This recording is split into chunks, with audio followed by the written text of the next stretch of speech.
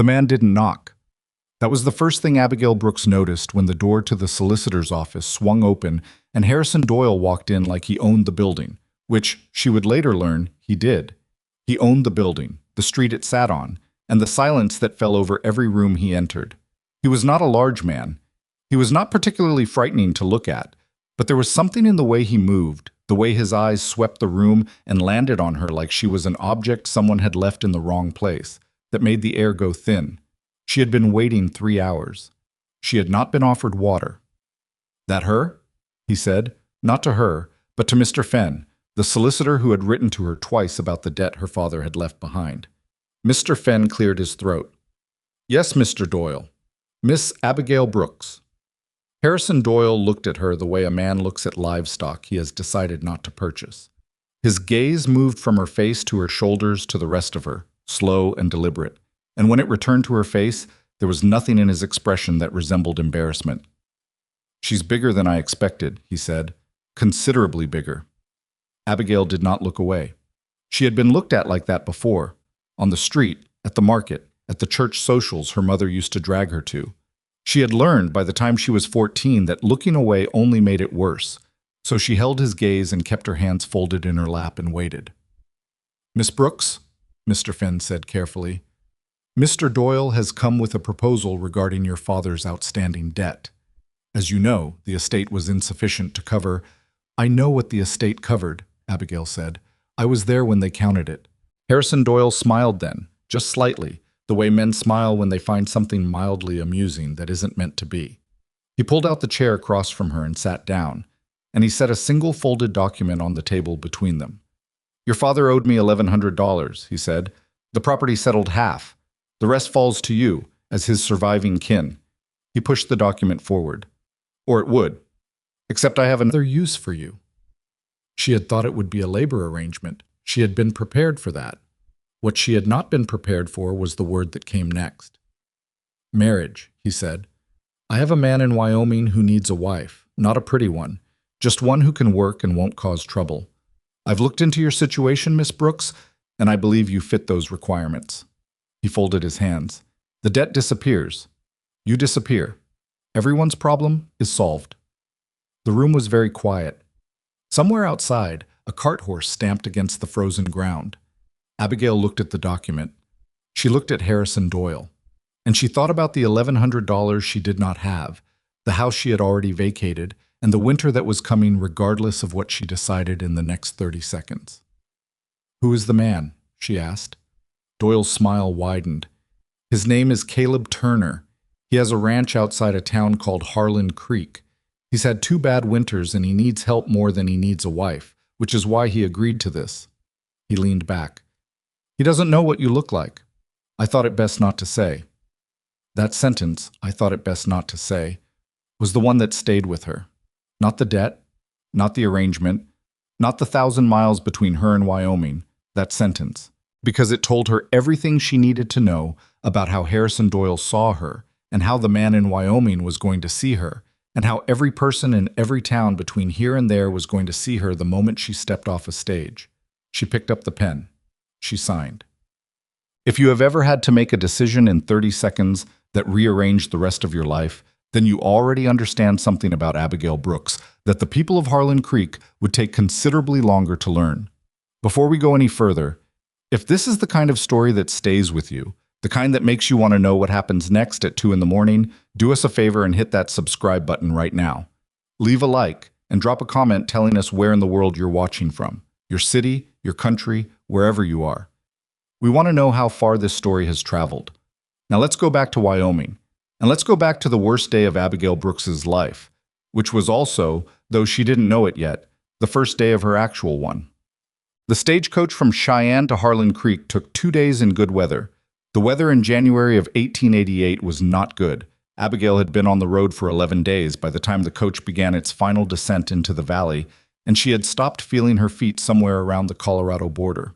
She had 3 bags with her, one with clothing, one with books and papers, one with a collection of dried herbs and roots, and small glass vials she had packed herself before leaving Pennsylvania.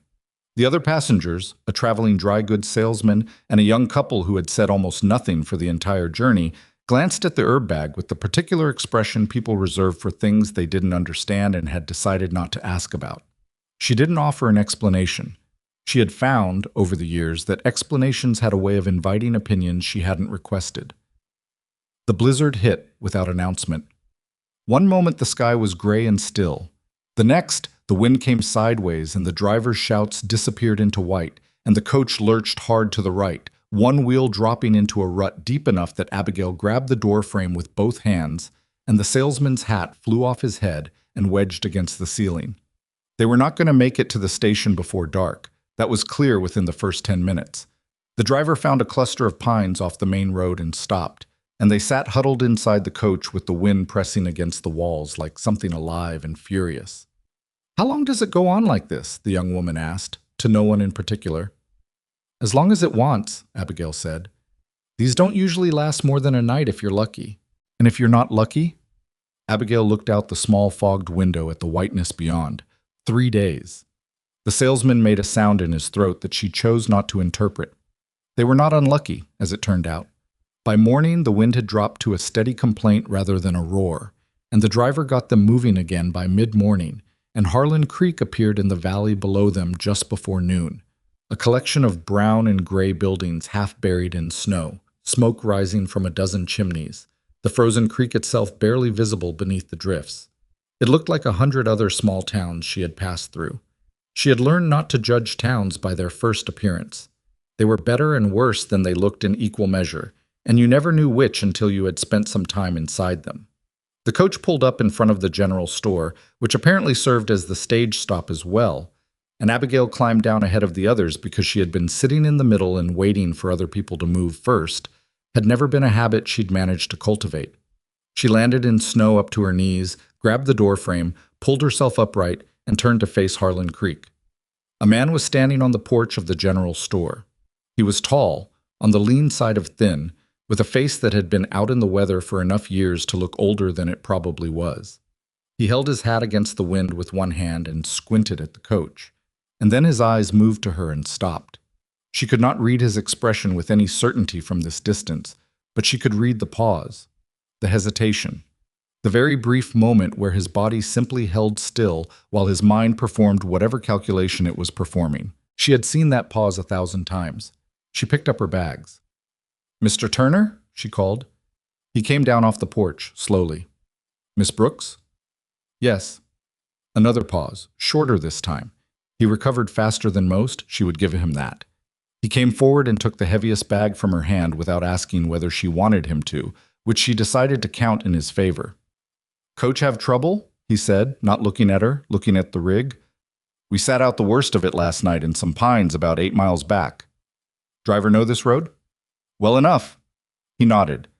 He turned and walked toward the porch, and she followed, and that was the entirety of their first conversation, which she also counted in his favor, because there was nothing worse than a man who felt the need to fill silence with noise just to avoid sitting in it. They did not make it to the general store. They made it to the bottom of the porch steps.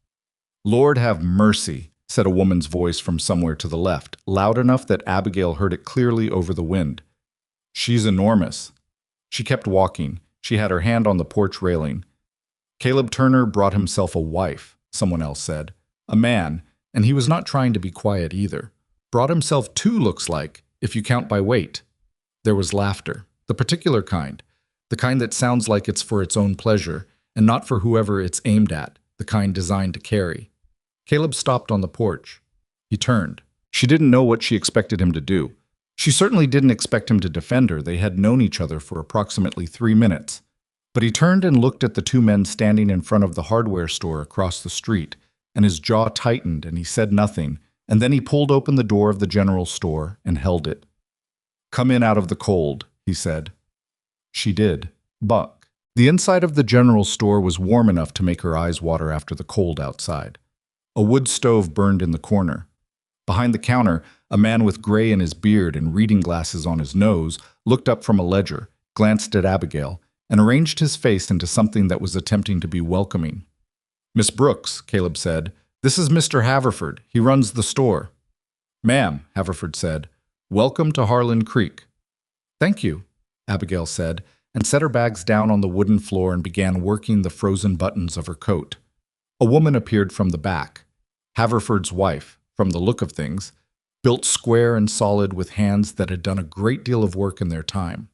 She looked at Abigail with the frank curiosity of someone who had heard about the mail-order bride and formed specific expectations and was now performing a rapid internal revision. She did not try to hide the assessment, but she also did not make it cruel. She handed Abigail a tin cup of coffee without being asked and said, "You must be half frozen." "Most of the way," Abigail said. "Thank you." "Long journey from Pennsylvania." "Long enough."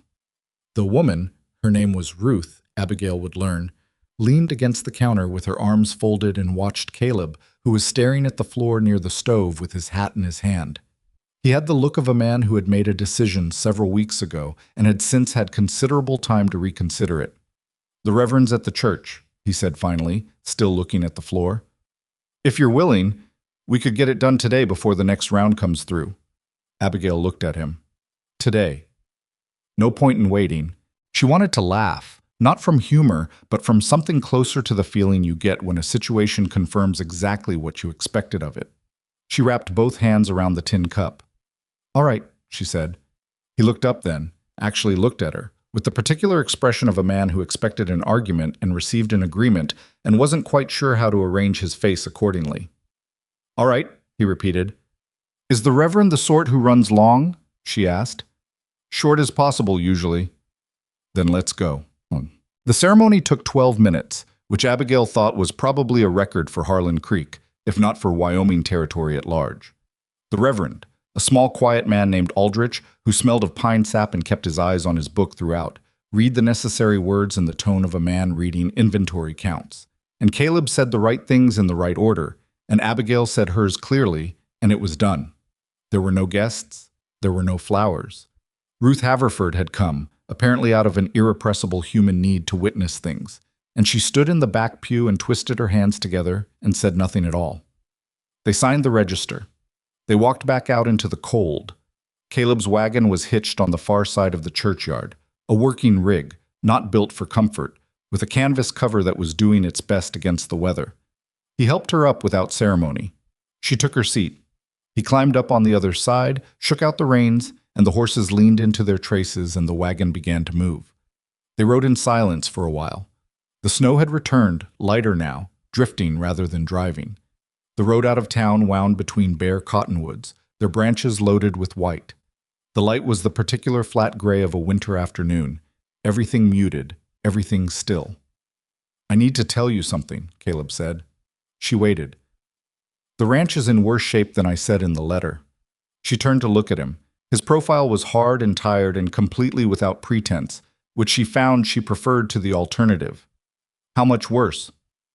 "Lost 30 head in December. Fever and weak stock mostly. What's left isn't doing well." He paused. "I've got one hired hand, Hector. Been with me 3 years. Good man, but we can't manage the herd the way things are. 2 more bad weeks and I'll have to go to the bank." He looked at the road. "I'm telling you now because you should know what you came to."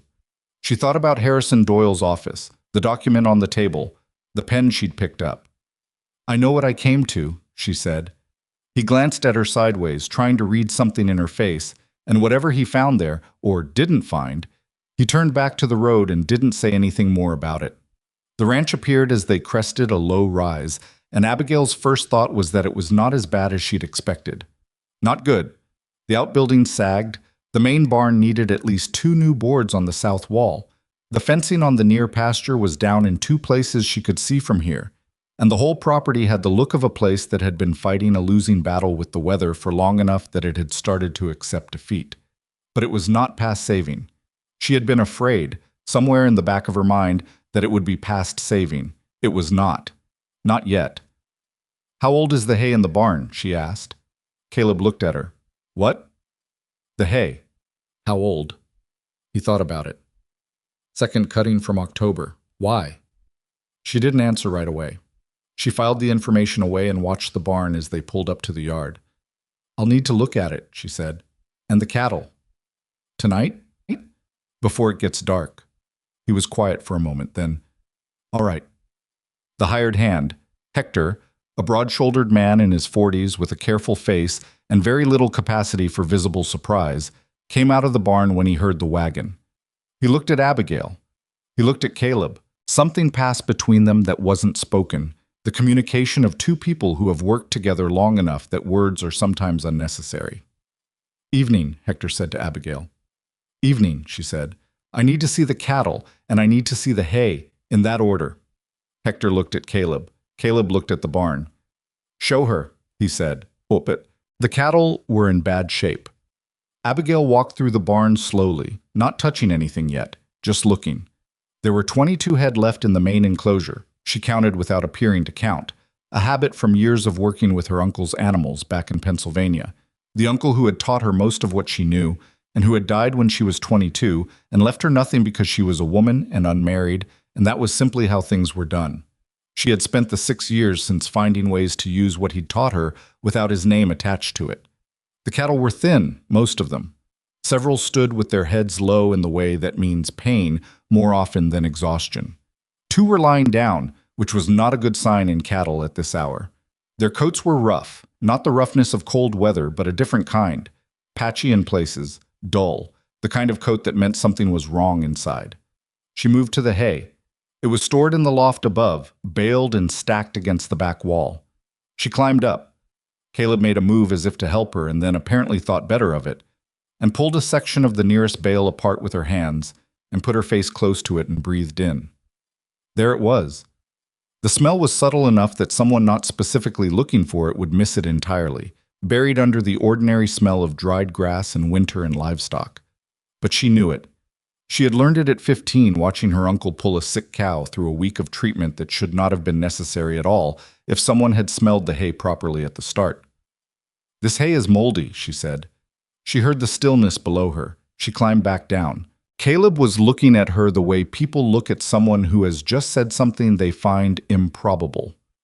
"We checked it when it came in," he said. "The mold wouldn't have been visible then. It started in storage.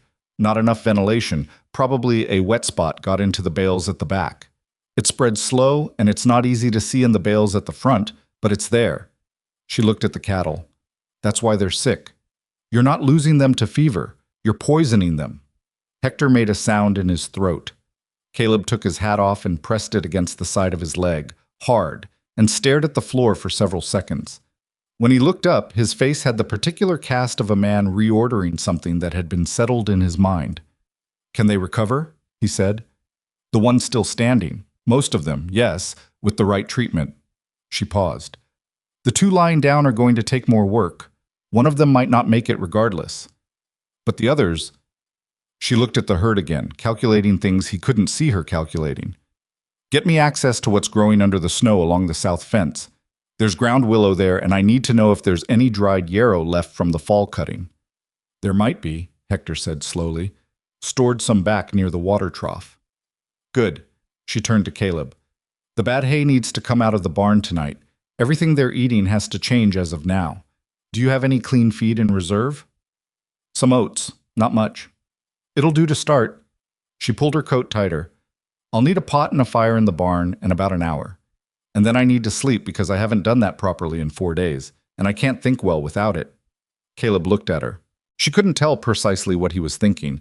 She would learn, over time, that he was a man who kept his thoughts close, not out of deception, but out of a lifelong habit of privacy. But she could see something shifting in his assessment. The set of his shoulders was different than it had been on the wagon, when she had been something he had agreed to and wasn't sure what to do with. Now she was something else. He wasn't sure what yet, but something else. "All right," he said, for the 3rd time that day. She worked in the barn by lantern light for 2 hours, which was approximately 1 hour longer than she had promised herself. But the situation with the 2 lying cattle was more acute than she'd wanted to admit out loud. Hector worked beside her without asking questions, which she appreciated. He handed her things when she needed them, and held things when she needed them held, and otherwise stayed out of her way.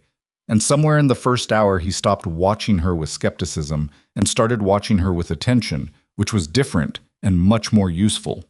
Caleb came in and out.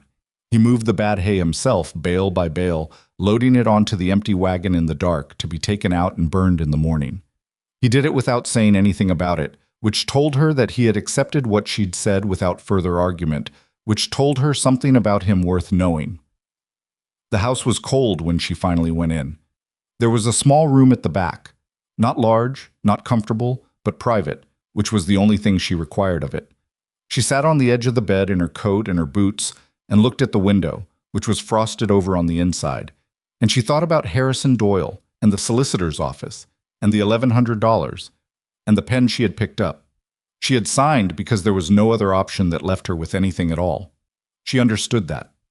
She had been poor enough to understand that choices made without options weren't really choices, but they were sometimes the only things available, and the only useful question was what you built from them after. She thought about the cattle, about the mold moving through the hay, invisible, doing damage before anyone understood there was damage being done, about the particular cruelty of something that looks harmless until it isn't. She thought about the way Hector had looked at her in the second hour of work, after the treatment was started and the lying cattle had begun to show some tentative sign of response. It was not admiration. She had not been doing this for admiration. But it was attention, the kind of attention that comes from a person revising an opinion. She had experienced that before, rarely, and she knew its weight. She took off her boots. She did not take off her coat. She lay down on the narrow bed in a stranger's house in Wyoming Territory in the winter of 1888, 1,100 miles and 11 days from everything she had ever known. And she stared at the ceiling and she made herself a single, very simple promise. She was not going to run. Whatever this place threw at her, the cold, the work, the debt she had brought here in her own name, the people in the town who had already begun to write her story in the worst possible terms. She was not going to run. She had signed the paper. She was here. And she was going to be here in a way that mattered, or she was going to understand the reason why not. She closed her eyes. From the barn, across the yard, she could hear Hector still moving, still working, the sound of someone who had decided she was worth working beside. It was not much, but it was a start, and she had learned, from her uncle, from her father's failure, from Harrison Doyle's office, and the solicitor's desk, and the pen she had picked up in 30 seconds. That starts were the only thing that mattered. Everything else was just what happened after. She slept. Outside, the blizzard settled into something quieter, something that was almost patience, laying itself across the valley with the slow indifference of weather that has all the time in the world. The barn sat dark and still, except for the low heat of the lantern Hector had left burning, the warmth doing its work on animals that had not been well for weeks and did not know yet that something had changed. Across the yard, in the main house, Caleb Turner sat at the kitchen table with a cup of cold coffee and his hands flat on the wood in front of him, and he did not move for a long time, and what he was thinking, not even he could have said exactly. Only that the day had started one way and ended in a way he had not anticipated. Only that there was a woman asleep in the back room who had come off a stage in a blizzard and walked into a barn and told him in plain, unadorned language that he had been slowly poisoning his own cattle, and she had not said it to shame him, and she had not waited for his permission to begin fixing it. He got up eventually, washed the cup, went to bed. In the morning, 3 of the sick cattle were standing that had not been standing the night before. Harlan Creek did not know it yet. The people who had laughed in front of the hardware store did not know it. The woman who had said, "Lord have mercy," loud enough to carry across a snow-packed street, did not know it. But something had begun. By the end of the first week, 5 of the sick cattle were eating on their own. Abigail kept a count in a small notebook she carried in her coat pocket.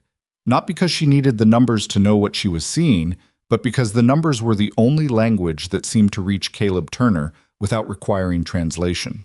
She would write them down in the evening and leave the notebook on the kitchen table, and in the morning it would be in a slightly different position, which was how she knew he had read it. They did not talk much in those early days. There was not a great deal of time for talking. She was up before dawn, in the barn before either of the men, working through the treatment rotations she had established. The yarrow preparation for the weakest animals, the modified feed mix she had argued Hector into accepting after he raised 2 eyebrows and 1 objection. The ventilation changes in the barn that required them to leave the south-facing door cracked even in the cold, which Caleb had initially resisted on the grounds that it would freeze the water troughs. "It'll freeze the troughs," he said, standing in the barn doorway on the 3rd morning, arms folded. "I know." She didn't stop what she was doing. Thaw them twice a day. It's less damage than the mold air stain in here." He stood there a moment. Then he went and got the long-handled mallet for breaking ice. That was the pattern. He questioned. She explained or didn't, depending on whether the explanation would take less time than just letting the results speak. He adjusted. He never made a production of it. There was no visible moment where he decided to trust her, no declaration, no scene. He just quietly began to move in the direction she was pointing, and she quietly kept pointing, and the cattle continued to improve. Hector was easier in a way. He had worked with enough different people in enough different conditions that he had a practical man's relationship with competence. He recognized it without needing to categorize it first. By the fourth day, he had stopped the subtle watching from a distance that she'd noticed in the beginning and started simply asking her things directly. How much yarrow? How long to let the preparation steep? Whether the reddish coat on the third steer meant what he thought it meant or something else. "Something else," she said. "That's mineral deficiency, not the mold. He needs salt access and he needs it separate from the others or they'll push him off it." Hector nodded. He went and arranged it. He did not ask her how she knew. She appreciated that most of all. The town was a different matter entirely. She had not gone back to Harlan Creek since the day she arrived. She had not needed to. The ranch had everything she required for the immediate work. And she had not been invited, exactly. And she had enough experience with being the subject of other people's conversations to know that removing yourself from their line of sight for a period was sometimes the most useful thing you could do. Not because it changed their opinions. It never changed their opinions, not in the short term, but it gave them time to run out of fresh material. She heard them anyway, because Ruth Haverford came out on the 9th day with a delivery of dry goods and a mind full of what had been said, and Ruth was not a woman who held things in easily. She sat at the kitchen table while Abigail unpacked flour and dried beans and the small quantity of salt pork that had been on the order, and she talked in the brisk, slightly apologetic way of someone delivering unpleasant news they feel obligated to deliver. "Vera Marsh told half the town you were going to have the cattle all dead inside a month," Ruth said. "She's married to Donahue. He runs the feed and grain. He lost your business when you stopped taking his hay." A pause. "He's saying it was perfectly good hay, and you convinced Caleb it wasn't to establish yourself in the household." Abigail put a bag of flour in the cabinet. "And what does Caleb say?" "That's the thing. Caleb doesn't say much in town at the best of times. But he went in yesterday to settle an account, and Donahue said something to him directly, and Caleb—" Ruth stopped. Abigail turned around. "What did he do?" "He paid the account," Ruth said, "and he told Donahue he wouldn't be buying feed there again." She folded her hands on the table. "That's about as loud as Caleb gets." Abigail turned back to the cabinet. There was something that moved in her chest at that. Not warmth exactly, or not only warmth, but something more complicated. Something that felt like being seen in a way she hadn't expected and didn't quite know how to receive. "The hay was moldy," she said. "He can tell anyone who asks." "Nobody's asking," Ruth said. "They're telling. There's a difference." She knew. There was always a difference. She sent Ruth back to town with a jar of the yarrow preparation and instructions for using it on a digestive complaint. Ruth had mentioned in passing, the kind of thing Ruth had clearly mentioned without expecting anything to be done about it. Ruth looked at the jar with an expression that mixed suspicion and hope in the proportions of someone not quite ready to admit they wanted help. "What do I do with it?" Ruth said. "Steep 2 pinches in hot water, strain it out, drink it before you eat. Do it for a week." Ruth took the jar. She held it carefully, the way you hold something whose value you're not sure about. "I'll try it," she said.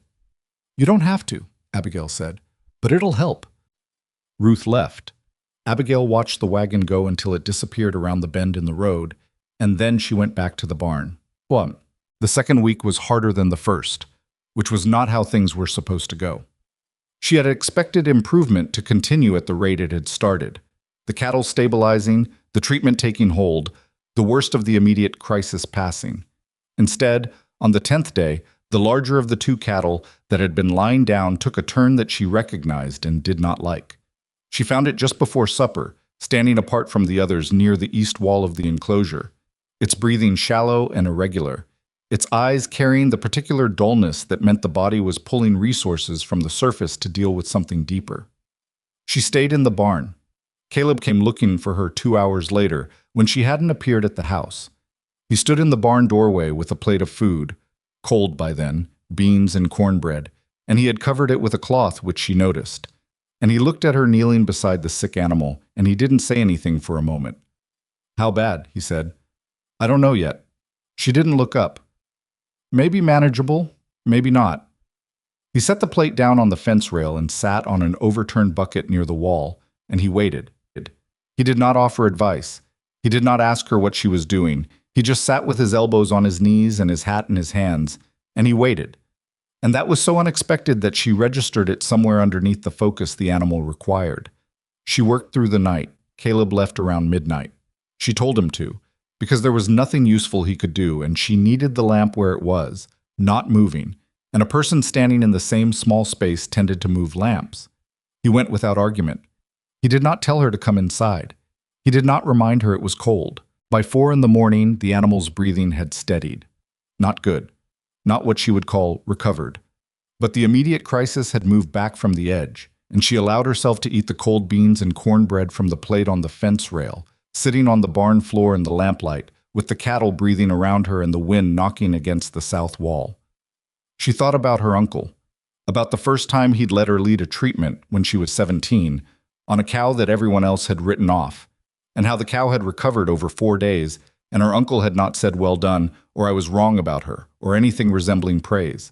He had simply handed her the next problem. She had understood eventually that this was its own kind of acknowledgement, that the problem itself was the tribute. She had thought about that many times over the years. She thought about it now, in the barn, with the cold beans. In the morning, the cattle was still alive. Caleb came out at first light and stood at the enclosure rail and looked at it for a long time. Then he looked at Abigail, who was drawing water from the barrel and looked like a woman who had not slept and wasn't particularly concerned about this fact. "You stayed all night," he said. "Yes." "You didn't have to do that." She looked at him over her shoulder. "Yes, I did." He was quiet. Then, "Thank you." She turned back to the water. "Don't thank me yet, she's not out of it." But the way she said it, she, for the animal, made Caleb go still for just a moment, a shift too small to be called an expression, and he turned and went to the house to start the stove, and Abigail finished drawing the water. Well, by the end of the second week, the cattle count that had been 19 functioning animals was 21. The large steer she had spent the night with pulled through on the third day after the crisis point, eating on the fourth, standing steady on the fifth. She wrote the number in her notebook and did not write anything beside it, but she held the pencil still for a moment before she closed it. Hector told her, without being asked, that he had not expected both of them to make it. "Neither did I," she said. He looked at her. "You worked like you expected it." "You work like you expect it either way," she said. "Otherwise you've made a decision before you have enough information." He chewed on that for a moment. Then he went back to fixing the fence post he'd been working on, and she went back to what she was doing, and nothing else was said about it. She had started to work on the equipment by then, because the animals were stable enough that she had attention to spare, and the equipment could not wait for spring, the broken-down drag behind the barn, the harness on the second team that had been repaired badly and would fail at the wrong moment, the water pump that ran slow because something in the mechanism was slightly off-center and had been for long enough that whoever used it had simply adjusted their habits around it instead of fixing the pump. She found that when she started on the equipment, Caleb found reasons to be nearby. Not obviously. He was not a man who hovered, but she would be working on the pump, and he would appear with something to do near the well, and after a while he would ask a question, and the question would be practical. What's wrong with it exactly? How do you know where it's binding? And she would answer, and sometimes he would take the piece she handed him and look at it and say something useful, and sometimes he wouldn't say anything at all.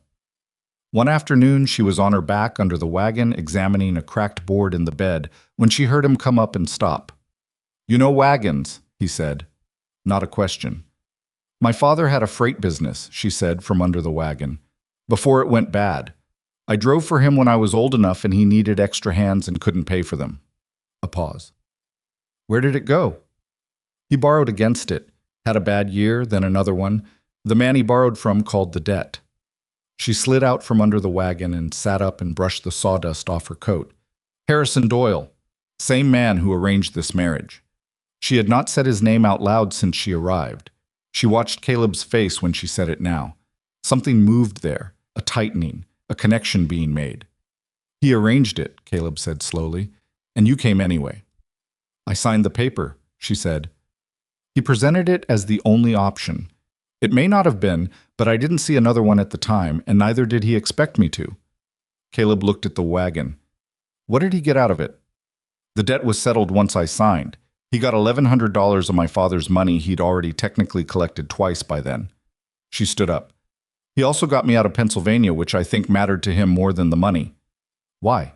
She met his eyes. Because I knew some things about how he conducted his business that he would rather not have known. That sat between them for a moment, significant in the way that things are when the full weight of them hasn't finished landing yet. What kind of things? Caleb asked. The kind that would interest a judge, she said. And then, because she had not survived this long by being careless, I'd rather not say more than that right now. But I kept records. I have them with me. He looked at her a long time. She waited, because she had learned that Caleb Turner processed things at his own pace, and pressure did not accelerate the pace. It just made him go quiet. He sent you here thinking you'd have nothing, he said finally. He sent me here thinking Wyoming would be the end of me, she said. Small ranch, hard winter, nobody knowing who I was. He thought the arrangement would hold me down long enough that whatever I knew wouldn't matter to anyone. And instead, she looked at the barn. At the repaired fence post she could see from here, the straightened hinge on the big door, the smoke coming from the vent she had repositioned. And instead, she said, he did not smile, but something in his face settled in a way that was adjacent to it, and he picked up his hat from the wagon wheel where he'd rested it, and he said, Board under the left runner is cracked too, further back. She looked. He was right. I'll get to it tomorrow, she said. The town came to her before she went to the town. It was not a friendly arrival.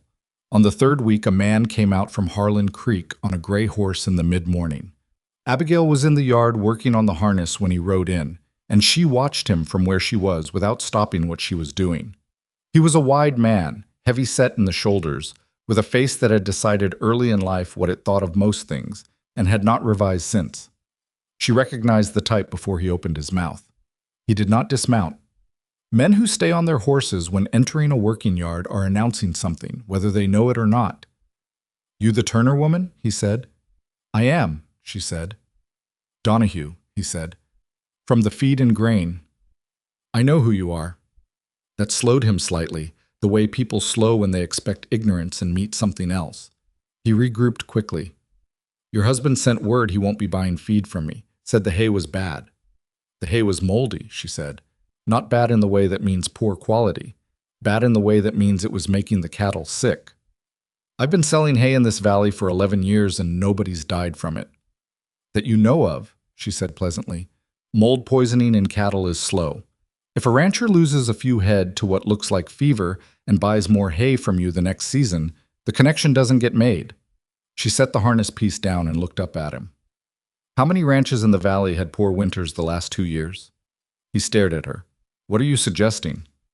Nothing I'm not prepared to explain in detail to anyone interested in hearing it. She picked up the harness again. I'd look at your storage, Mr. Donahue, the north-facing side. If you have bales there, moisture gets into the lower layers and it doesn't take long. The silence that followed was not the silence of a man considering new information. It was the silence of a man deciding how angry he was entitled to be. You've been here 3 weeks, he said. Yes. And you think you understand this valley. I understand hay mold and cattle, she said. I'm not making claims beyond that. He looked at her size, at her sitting in the yard doing work, at the barn behind her where the sounds of living animals were plainly audible. He had come out here with something he intended to say, and she had said something that had put it in the wrong place, and he could feel that, and it made him angrier than what she'd said directly. You're not what Harlan Creek expected, he said. No, she said. I imagine not. He turned the horse without another word and rode back toward town. Hector came out of the barn about 30 seconds later. She had the feeling he had been listening from just inside the door. He'll go back and tell it wrong, Hector said. Yes, she said. He will. You knew that when you said it. Saying it was still worth something. She looked at the harness. He'll look at the north-facing storage, even if he won't admit why. Hector was quiet for a moment. How do you know? Because he's a man who doesn't like being wrong, she said, but he likes losing business less. She went back to the harness. What changed and when was not a single event. It never was. It was the accumulation of small things in a town too small to keep anything quiet for long. It was Ruth Haverford, whose digestive complaint cleared up after 9 days of the yarrow preparation, telling 2 women at the dry goods counter that she felt better than she had in a year and a half.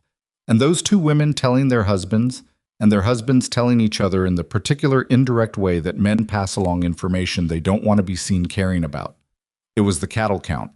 By the start of the 4th week, 20 of the original 22 animals Abigail had assessed on her first night were functional and feeding well. The numbers circulated because in a cattle valley, cattle numbers always circulate. Ranchers talked. What Caleb Turner had lost in December and what he appeared to be retaining now was information people paid attention to, regardless of their feelings about his wife. It was the Marsh family's dog, which Abigail had nothing to do with intentionally, but which ended up being significant anyway.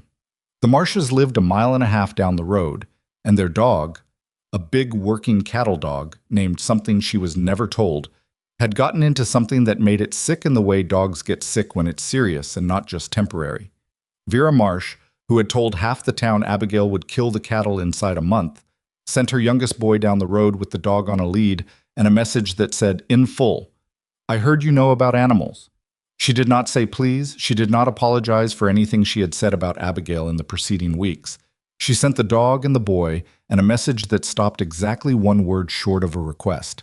Abigail treated the dog. She told the boy what to feed it and for how long, and she sent him back with 2 packets of dried herbs and written instructions, because he was young enough that she did not entirely trust his memory of a verbal account, and she watched him walk back up the road with the dog trotting beside him, still sick but walking. The dog recovered. Vera Marsh did not come to thank her. Abigail had not expected her to, but she stopped being one of the louder voices in town, which was, functionally, almost the same thing. The reorganization of the ranch's daily operations happened in the way that large changes usually happen when they are done well, incrementally, and without announcement. She did not sit Caleb down and explain her plan. She did not present a document or ask permission. She simply began doing things differently in the areas she could reach, and watched which differences held and which ones ran into the practical limits of what the ranch could currently support, and adjusted. The feed schedule changed first, then the rotation of which animals were in which part of the enclosure and why.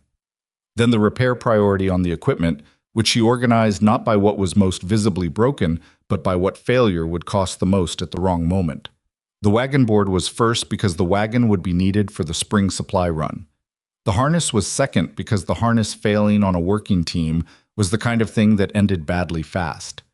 The decorative fence around the front of the house that was falling down in 3 places was last on the list, and she told Caleb so, and he looked at the fence and said, "That was my mother's." She stopped.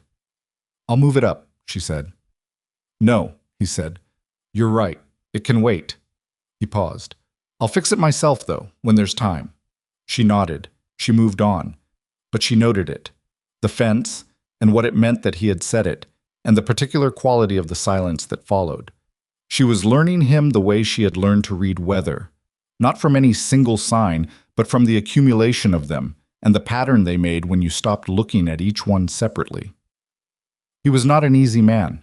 He had the stubbornness of someone who had been alone with his decisions for a long time and had built a kind of wall around the process of making them, not because he was proud, but because he had learned that nobody else was going to be there when the decisions turned out wrong. He pushed back on things not always because he thought she was wrong, but sometimes because seeding ground was something he had to do in steps, and each step cost him something he couldn't quite name. She understood that. She had her own version of the same wall. They were careful with each other, not cold. It was not coldness. It was the carefulness of 2 people navigating something they had not chosen and were not ready to name, doing the next practical thing and the next one after that, and leaving the larger question in the corner of the room where it sat without demanding immediate attention. One night, near the end of the 4th week, She was writing in her notebook at the kitchen table when he came in from checking the barn and poured himself a cup of water and stood at the window for a while.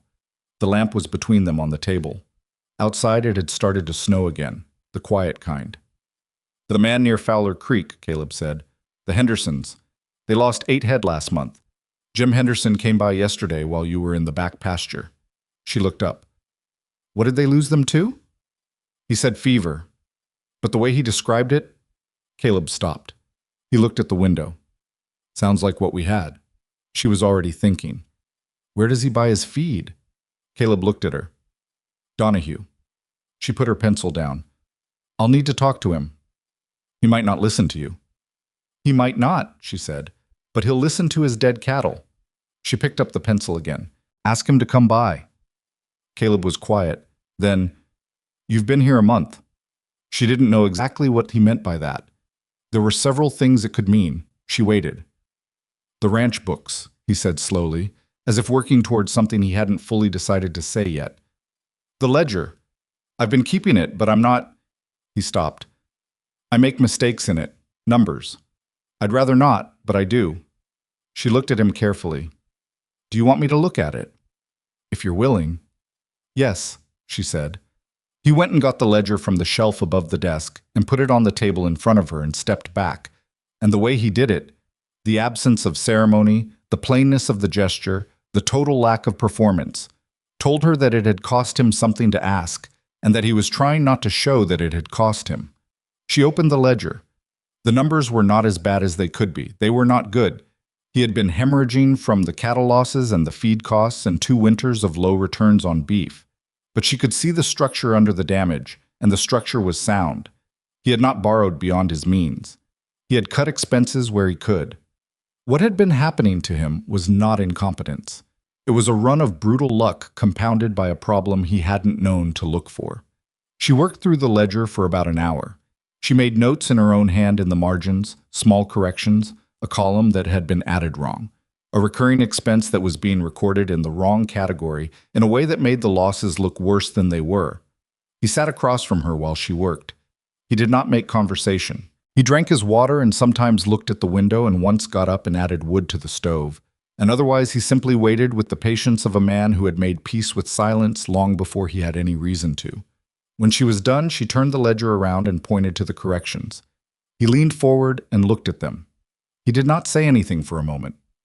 "The carrying total was wrong," she said, "from November forward. You were working from a number that was already off." He looked at the corrected figure, at what the actual situation was, which was better than the one he'd been carrying in his head all winter. "By how much?" he said. Not a question exactly. "Enough," she said. "You're not as close to the bank as you thought." He sat back. He looked at the ceiling. Something in his face, the tightness around his jaw, the particular set of his eyes, shifted, released, settled. It was not happiness. It was more like a man setting down a weight he had been carrying for so long he had stopped noticing how much it pulled. "Thank you," he said. The same thing he had said in the barn after the long night. But it was different this time, heavier and more direct, and she understood that it was not only about the ledger. "You should have someone check your arithmetic," she said. "Regularly. It's not a character fault.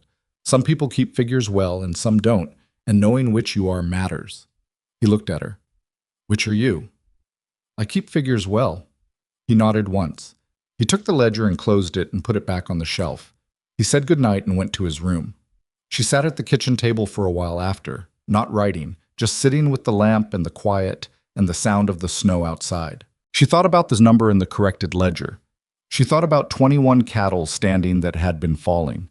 She thought about the dog down the road that was eating again, and the harness that wouldn't fail now at the wrong moment, and the water pump that ran straight. She thought about what it meant to make something work. Not fix it exactly, not rescue it, but take a thing that was failing and understand it well enough to give it a different direction. She thought about Harrison Doyle and his office, and the document on the table, and the way he had looked at her with the frank assessment of a man deciding she wasn't worth the trouble of real attention. He had sent her here thinking this place would bury her. He had calculated that the weight of the frontier, the cold, the distance, the cruelty of a town full of people who laughed in the street would be enough to reduce her to nothing, or to something manageable, which in his mind was the same thing. He had miscalculated. People like Harrison Doyle always miscalculated in the same direction because the thing they used to measure other people was the same thing they valued most in themselves, and it was never the right measurement. She closed her notebook. She banked the lamp. She went to bed. Outside, the snow fell across the valley in the patient way of things that know they have time, covering the tracks between the house and the barn, filling in the ruts of the road to town, settling over the repaired fence post and the straight chimney vent and the wagon with the replaced board in the bed. The ranch was not recovered, not yet. There was still the spring to get through and the cattle to rebuild, and the ledger to keep pulling forward, and the town to reckon with in ways that hadn't happened yet. But the direction had changed, and direction, she had learned, was everything.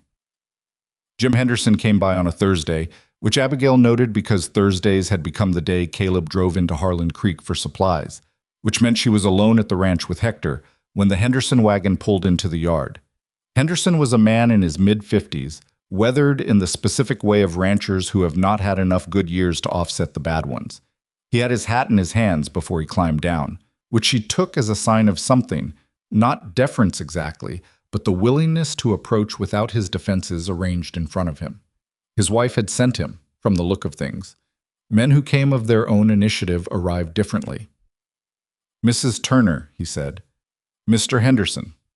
She wiped her hands on her work apron. "Come in out of the cold." He sat at the kitchen table with a cup of coffee he didn't drink and described what had happened to his herd over December and January in the careful, slightly ashamed way that men describe failures they feel personally responsible for, even when the fault is not theirs. 8 head lost. 4 more still weak. The surviving animals eating poorly, their coats wrong, their energy low in a way that normal winter couldn't entirely account for. She asked him the questions she needed answered. He answered them. When she asked about the hay, he went quiet in the particular way of a man arriving at a conclusion he didn't want to reach. "Donahue," he said finally. "Yes?" "Same as Turner." "Yes." He looked at his coffee cup. He turned it once in his hands. "I went to Donahue about it in January. He told me it was the winter, said every ranch in the valley was having a hard time." "Every ranch that buys from him," she said. "Did you ask the others?" He hadn't. She could see that he hadn't, and that he was recalculating now, counting ranches in his head, running the winter's losses against what he knew of his neighbors. "How many of them came to the same feed supplier?" she said, not as a question. Henderson put the cup down. "Most of them," he said quietly. "There's only the one in the valley." She told him what she had told Donahue, about the north-facing storage, the moisture in the lower bales, the slow spread that made the connection hard to trace without specifically looking for it. She told him what the mold did to cattle over weeks and months, and how it presented as fever or general weakness, or poor coat in ways that looked like half a dozen other problems. She told him what to look for in the surviving animals, and what to do about it. He listened. He did not interrupt. He asked 2 questions, both of them practical, and she answered them directly. When she was done, he sat for a moment with his hands flat on the table. "How do you know all this?" he said. Not hostile, genuine. "My uncle raised cattle for 30 years in Pennsylvania," she said. "He taught me what he knew because I was the only one around to teach." She paused. "He didn't have any sons." Henderson nodded slowly. "Mine neither," he said, and something in his face shifted, one human recognizing another through a shared kind of loss. He stood up. He put his hat back on.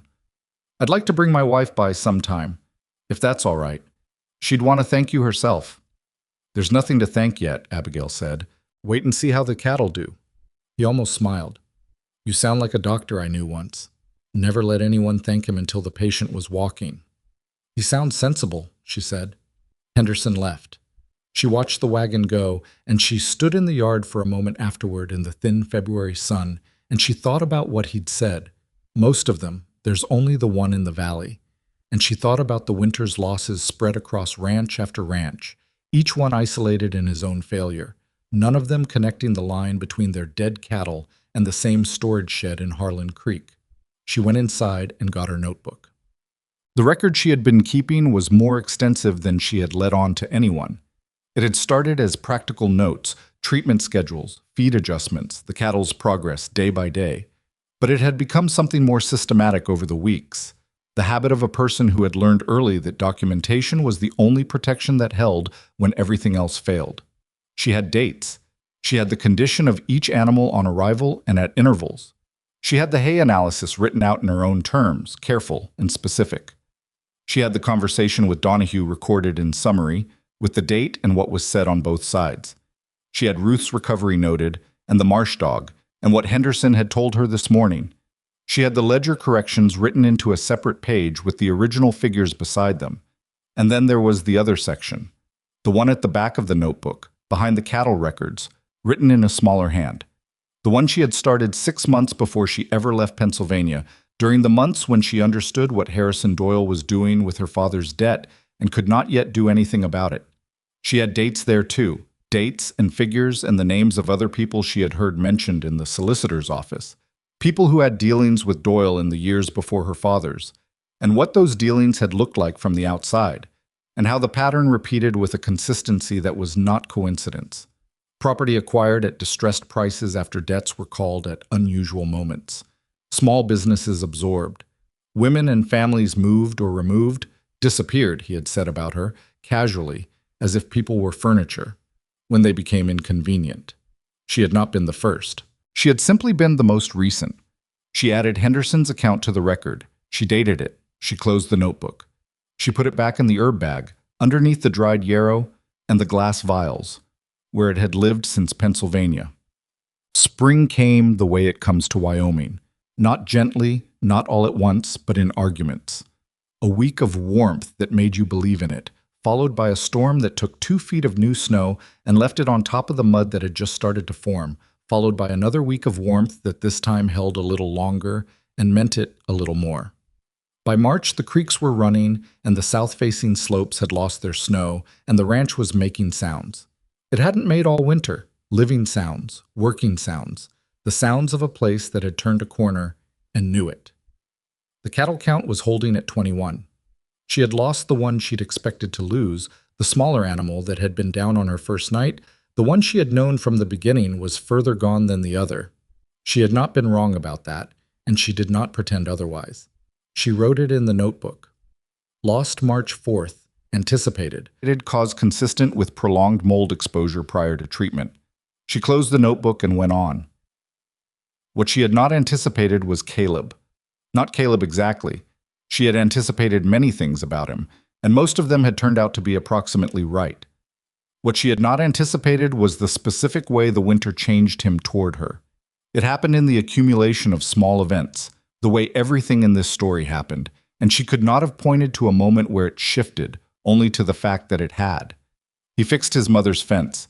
He did it on a Saturday in early March, alone, with careful attention. And when she came out of the barn and saw him working on it, she stopped and watched for a moment from a distance. And he did not look up, and she did not offer to help, and that was right. Some things a person needed to do without assistance. He started having opinions about the operation of the ranch that he shared with her rather than simply acting on. Not asking permission. He was not a man who asked permission on his own land, and she did not expect him to, but including her in his thinking in the way of someone who has decided that another person's mind is worth bringing into the room. He would come in from checking the fence line and say what he'd found, and they would talk about what to do about it. And the talking was practical and mostly efficient, and sometimes it went longer than strictly necessary for purely practical reasons. She noticed that. She allowed it, and she noticed that she allowed it. One evening in late March, he came in with a letter. He set it on the table in front of her without saying anything. She looked at it. At the return address, the Pennsylvania postmark, the handwriting on the envelope that she did not recognize but that told her before she opened it what it probably was. She opened it. It was a business inquiry. Formal, politely worded, from a name she didn't know. A man named Cassidy, who described himself as a land agent operating out of Cheyenne.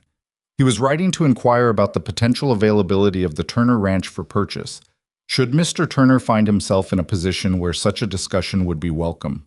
He offered, in the careful language of a man who had been told exactly what to say, a preliminary figure. The figure was low. Not insultingly low.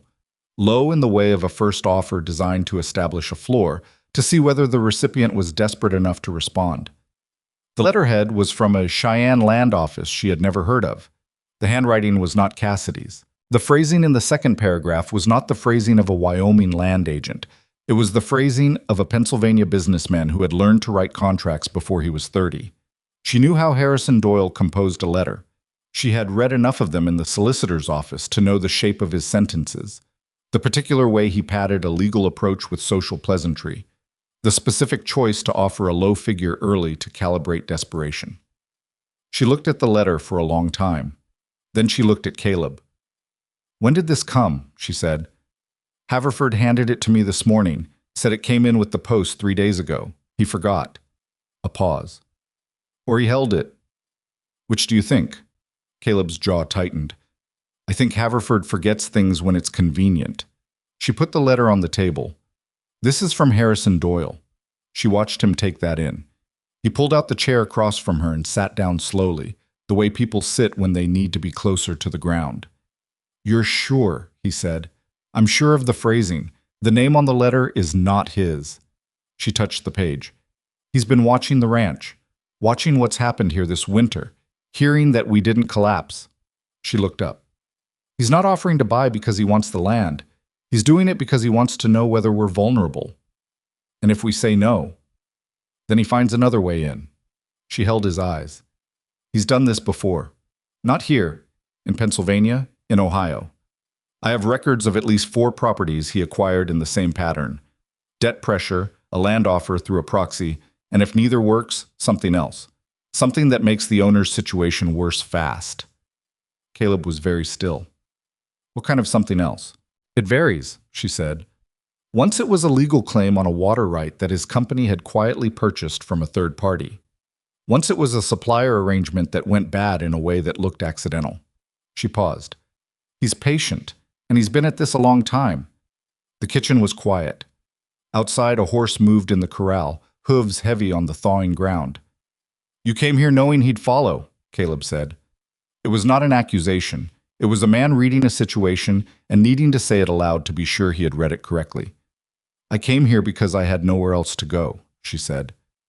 "And yes, I knew he would eventually." She folded her hands on the table. "I brought the records with me because when he came I intended to be ready." He looked at her for a long time. She did not look away. She had told him this much because it was necessary, and because withholding it would have been a different kind of dishonesty than she was willing to practice with the man whose name she carried. "What do the records show?" he said. "Enough," she said, "for a judge who was willing to look. Finding a willing judge takes time." "Yes," she said, "it does." He stood up. He walked to the window. He stood there with his back to her and his hands in his pockets for long enough that she began to catalog the possibilities. What he would say, how he would take this, whether the winter's work between them was enough ballast for a conversation that had just gotten considerably heavier. "Don't answer the letter," she said. Not yet." He turned around. "What do we do instead?" The "we" was deliberate. She heard it.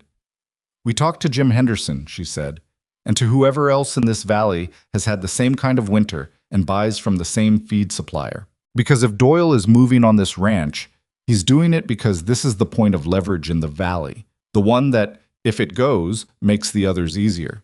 She paused. "He thinks I'm alone here. He thinks I came to Wyoming and got small. He doesn't know what's been happening in this barn for the past 3 months." Caleb looked at her across the kitchen. The lamp between them threw light across the table, across the folded letter, across her hands. "All right," he said. "What?" "Harrison Doyle arrived in Harlan Creek on the 14th of April. She heard about it before she saw it, which was how news moved in Harlan Creek. Hector came back from the morning supply run with the information that a well-dressed man had arrived on the Cheyenne stage, taken the room above the hotel, and asked questions at the land office, and the feed and grain both. He had been asking about Turner Ranch specifically. He had not given a name to everyone he spoke to, but the name he had given to Haverford at the general store was Doyle. He was not hiding. That was the first thing she understood about this visit. In Pennsylvania, Doyle operated through proxies and letters and careful distances.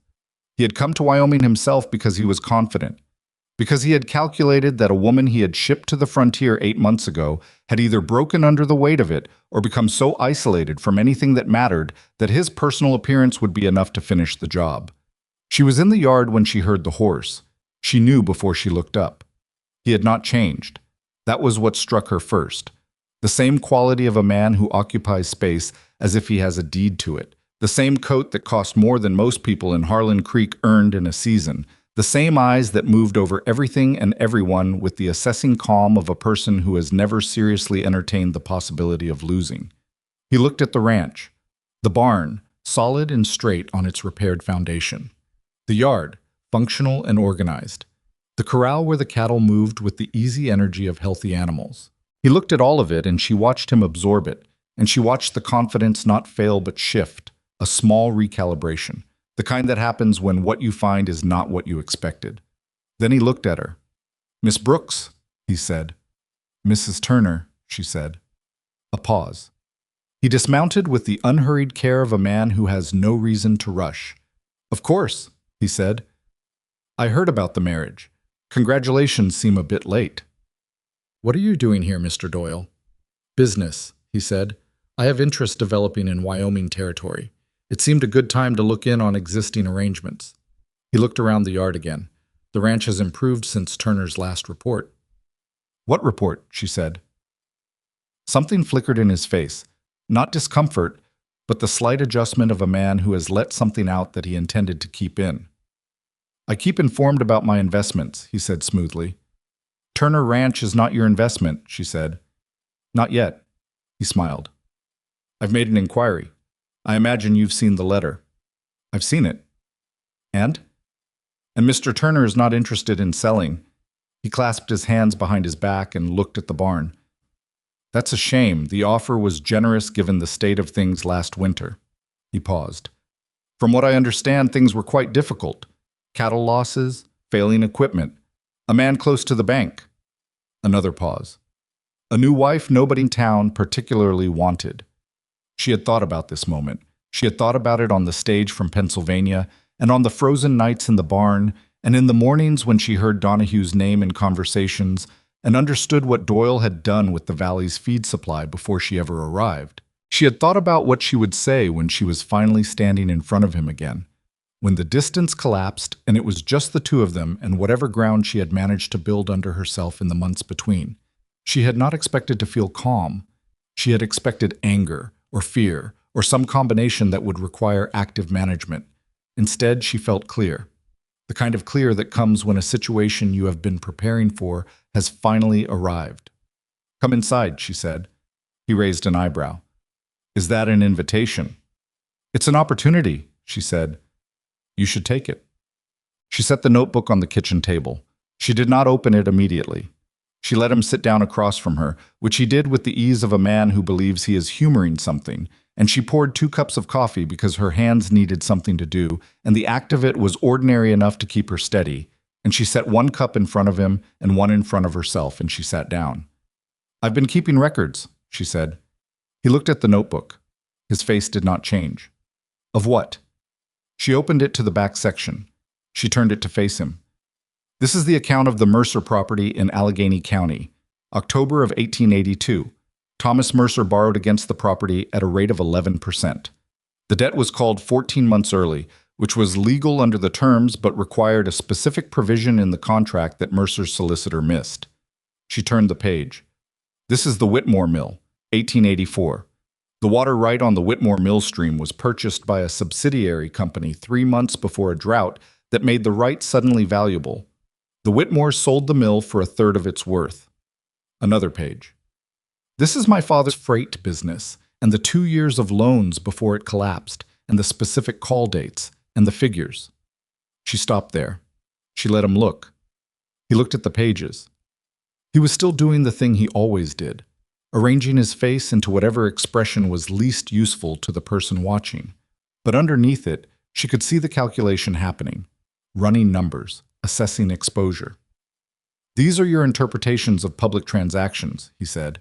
"They don't constitute anything." "Alone, no," she said. "Together, with corroborating accounts from other parties, with a clear documented pattern presented to the right court."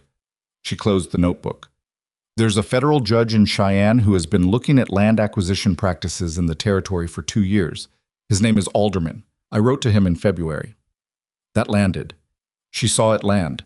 Not dramatically, not in any way she could point to clearly, but the slight forward tilt of his body when he sat back, the brief reorganization of his hands on the table. "You wrote to a federal judge," he said. "I sent him a summary." He replied. She reached into the notebook and pulled out a single folded letter and put it on the table without unfolding it. "He's interested in the pattern, not just mine. He's been collecting accounts from other parties in different states. He's building something larger than any single case." Doyle looked at the folded letter. He looked at her. And for the first time since she had known him, since his office, since the document on the table, since she's bigger than I expected, he was genuinely quiet. Not calculating quiet. Quiet in the way of a man who has arrived somewhere he did not plan to arrive. "What do you want?" he said. "I want you to leave this valley," she said. "I want the debt on my father's name released, formally, in writing, through a solicitor. I want the Cassidy inquiry withdrawn and no further approaches made to any property in Harlan Creek or the surrounding area." She folded her hands. "In exchange, I send Judge Alderman a follow-up letter explaining that my account has been resolved and my concerns addressed, and that I do not wish to participate further in his inquiry."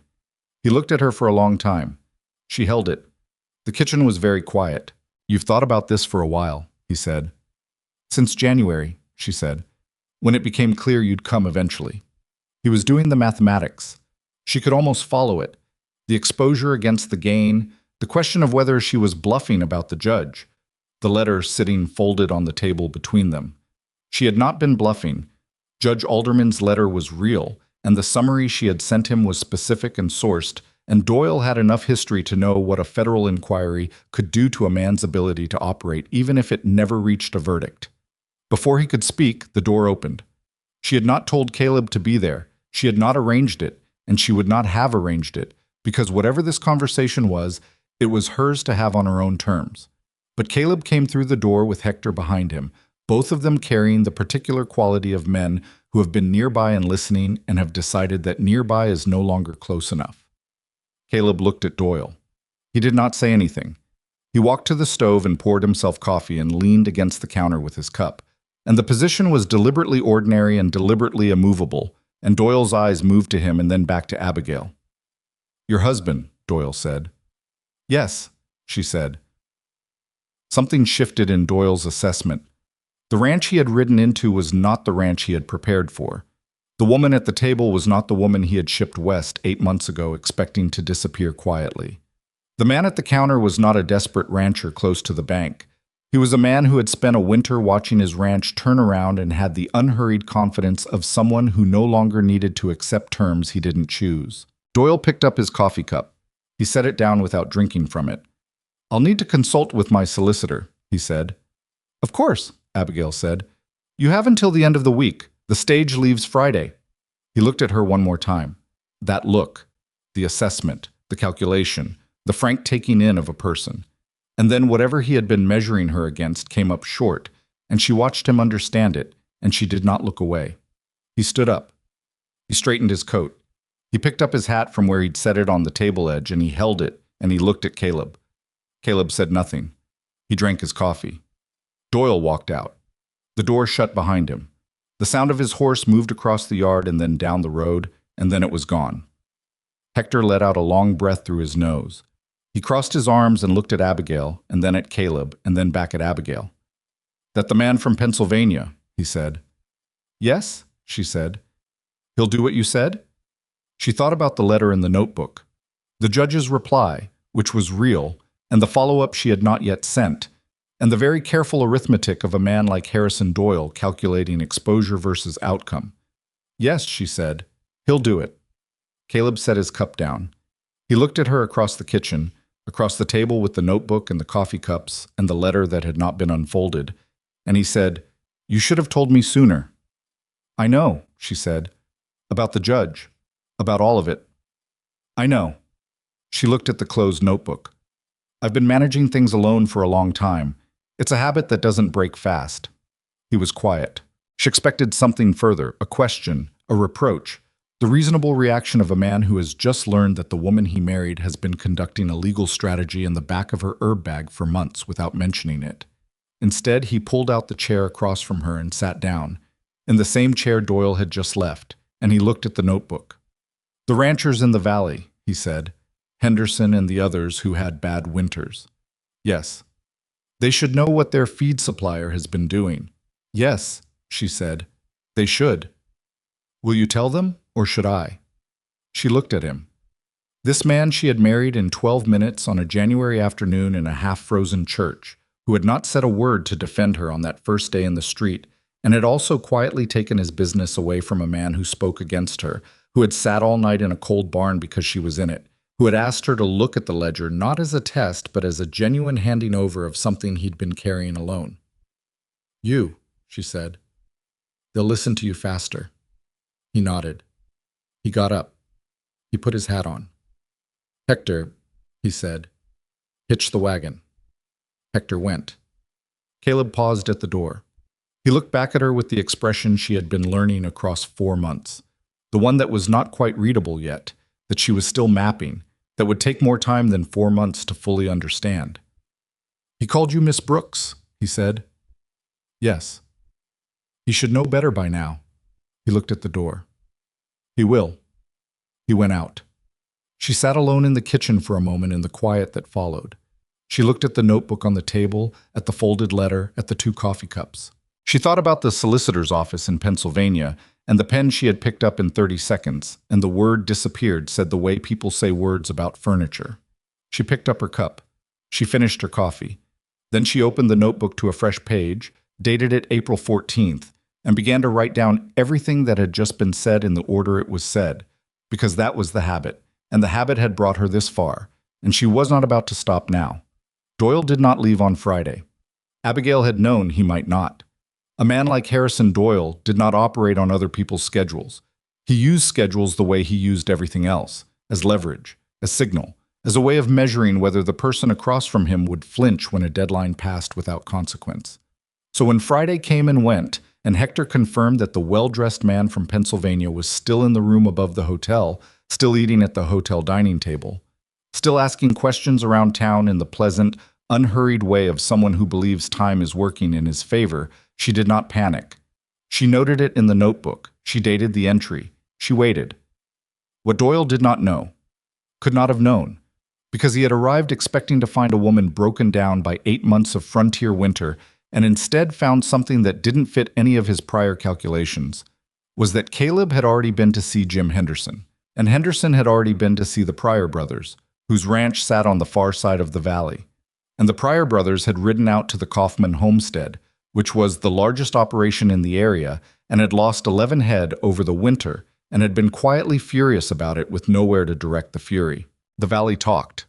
That was the thing Doyle had not factored in, because in Pennsylvania, in the cities where he operated, information moved slowly and through controlled channels, and the people he dealt with were often isolated from each other by distance and by the particular suspicion that came from competing for the same resources in the same market. He understood urban silence. He did not understand the specific way a rural community processed a shared grievance. By the time Abigail rode into Harlan Creek on the following Monday, Caleb beside her on the wagon bench, neither of them having planned this as a formal occasion, but both of them understanding it was one, there were 6 wagons already hitched outside the general store that she did not recognize as belonging to town residents. Ruth Haverford met them at the door. She had the look of a woman who had been waiting with information she considered important and had been waiting longer than was comfortable. "Henderson's inside," she said. "The Pryors. Kaufman sent his foreman because he couldn't ride with his back. There's also a woman from the Sutter homestead, about 12 miles east. Her husband died in February, and she's been running the place herself, and she lost 6 cattle, and she is—" Ruth paused, choosing the word. "Motivated." "What's her name?" Abigail said. "Clara Sutter, 34. She drove herself in this morning starting before dawn." Ruth looked at Abigail steadily. "She asked specifically if you were coming." Caleb helped Abigail down from the wagon. She had worn her better coat, not for vanity, but because she had learned that in rooms where she needed to be taken seriously, the first 30 seconds of visual impression were the only thing she had no control over, and she had stopped pretending otherwise. She straightened it now, smoothed the front, and walked into the general store. The room was fuller than it looked from outside. Henderson she recognized. The Pryor brothers she had not met but identified by proximity, and by the way they occupied space in the particular manner of men who owned land and knew it. Kaufman's foreman was a spare, watchful man named Dell, who stood near the back wall with his hat in both hands and said nothing. Clara Sutter was standing near the window, and she was exactly what Ruth's description had suggested. A woman made compact and direct by necessity, with eyes that took in the room and its people in quick, accurate movements. She looked at Abigail when Abigail came in. Not the way the town had looked at her in January. Not measuring, not dismissing, appraising. The specific attention of one person who has been doing hard work alone looking at another person who appears to have been doing the same. Abigail acknowledged her with a nod. Clara Sutter nodded back. Haverford had moved a table to the center of the room and pulled chairs around it with the slightly flustered energy of a man who had not expected his general store to become a meeting hall this morning. Caleb went to the far end of the room and leaned against the shelf of dry goods with his arms folded, which was the position she had come to recognize as his way of being present without dominating, and she noted it and was glad of it. She sat down. She put the notebook on the table. "I want to start with what I can document," she said without preamble, because these were working people who had driven distances and left their operations in other hands and didn't need a long entrance into the subject. "Then I want to hear from each of you about what happened on your ranches this winter. After that, we can talk about what to do about it." There was a brief silence, the kind that precedes agreement, not resistance. Henderson leaned forward. "Go ahead, Mom." It took the better part of an hour. She went through the notebook methodically, not reading from it. She knew the contents well enough not to read, but using it as a reference point, something the room could see that was not just a woman's word against a businessman's. The hay analysis first. The cattle symptoms, the progression, the connection between the feed supplier and the timeline of losses on Turner Ranch. The meeting with Donahue, what was said, what the probable situation in his north-facing storage meant for every ranch in the valley that had bought from him in the past 2 seasons. She did not accuse Donahue of deliberate poisoning. She was careful about that. She said what she knew, that the storage conditions had produced mold, that the mold had entered the feed supply, that the feed supply had made cattle sick. Whether it was neglect or something more intentional was not for her to determine, and she said so. Then she turned to the back section of the notebook. She did not read aloud from it, but she held it open to the page about Doyle, and she told them, as plainly as she could, what she understood Harrison Doyle to be doing in the valley and why. Clara Sutter spoke first when she was done. "He wants to buy distressed properties." "Yes," Abigail said, "at low prices, through a proxy, after a period of losses that makes the owners more likely to accept a bad offer." "And the feed supply," Clara said. "I don't know whether Doyle had any involvement with Donahue's storage conditions," Abigail said. "I want to be clear about that. What I know is that Doyle arrived in this valley after a winter of significant losses across multiple ranches with a letter of inquiry about the Turner property, which is the largest single operation and would make the others more vulnerable if it changed hands to someone whose interest was consolidation rather than ranching." She looked around the table. "Whether those things are connected or coincidental, I can't prove." The foreman spoke from the back wall. It was the first time he had spoken. "Mr. Kaufman says the 2 most profitable years this valley had were when there were 6 competing ranches all selling together to the same buyer in Cheyenne.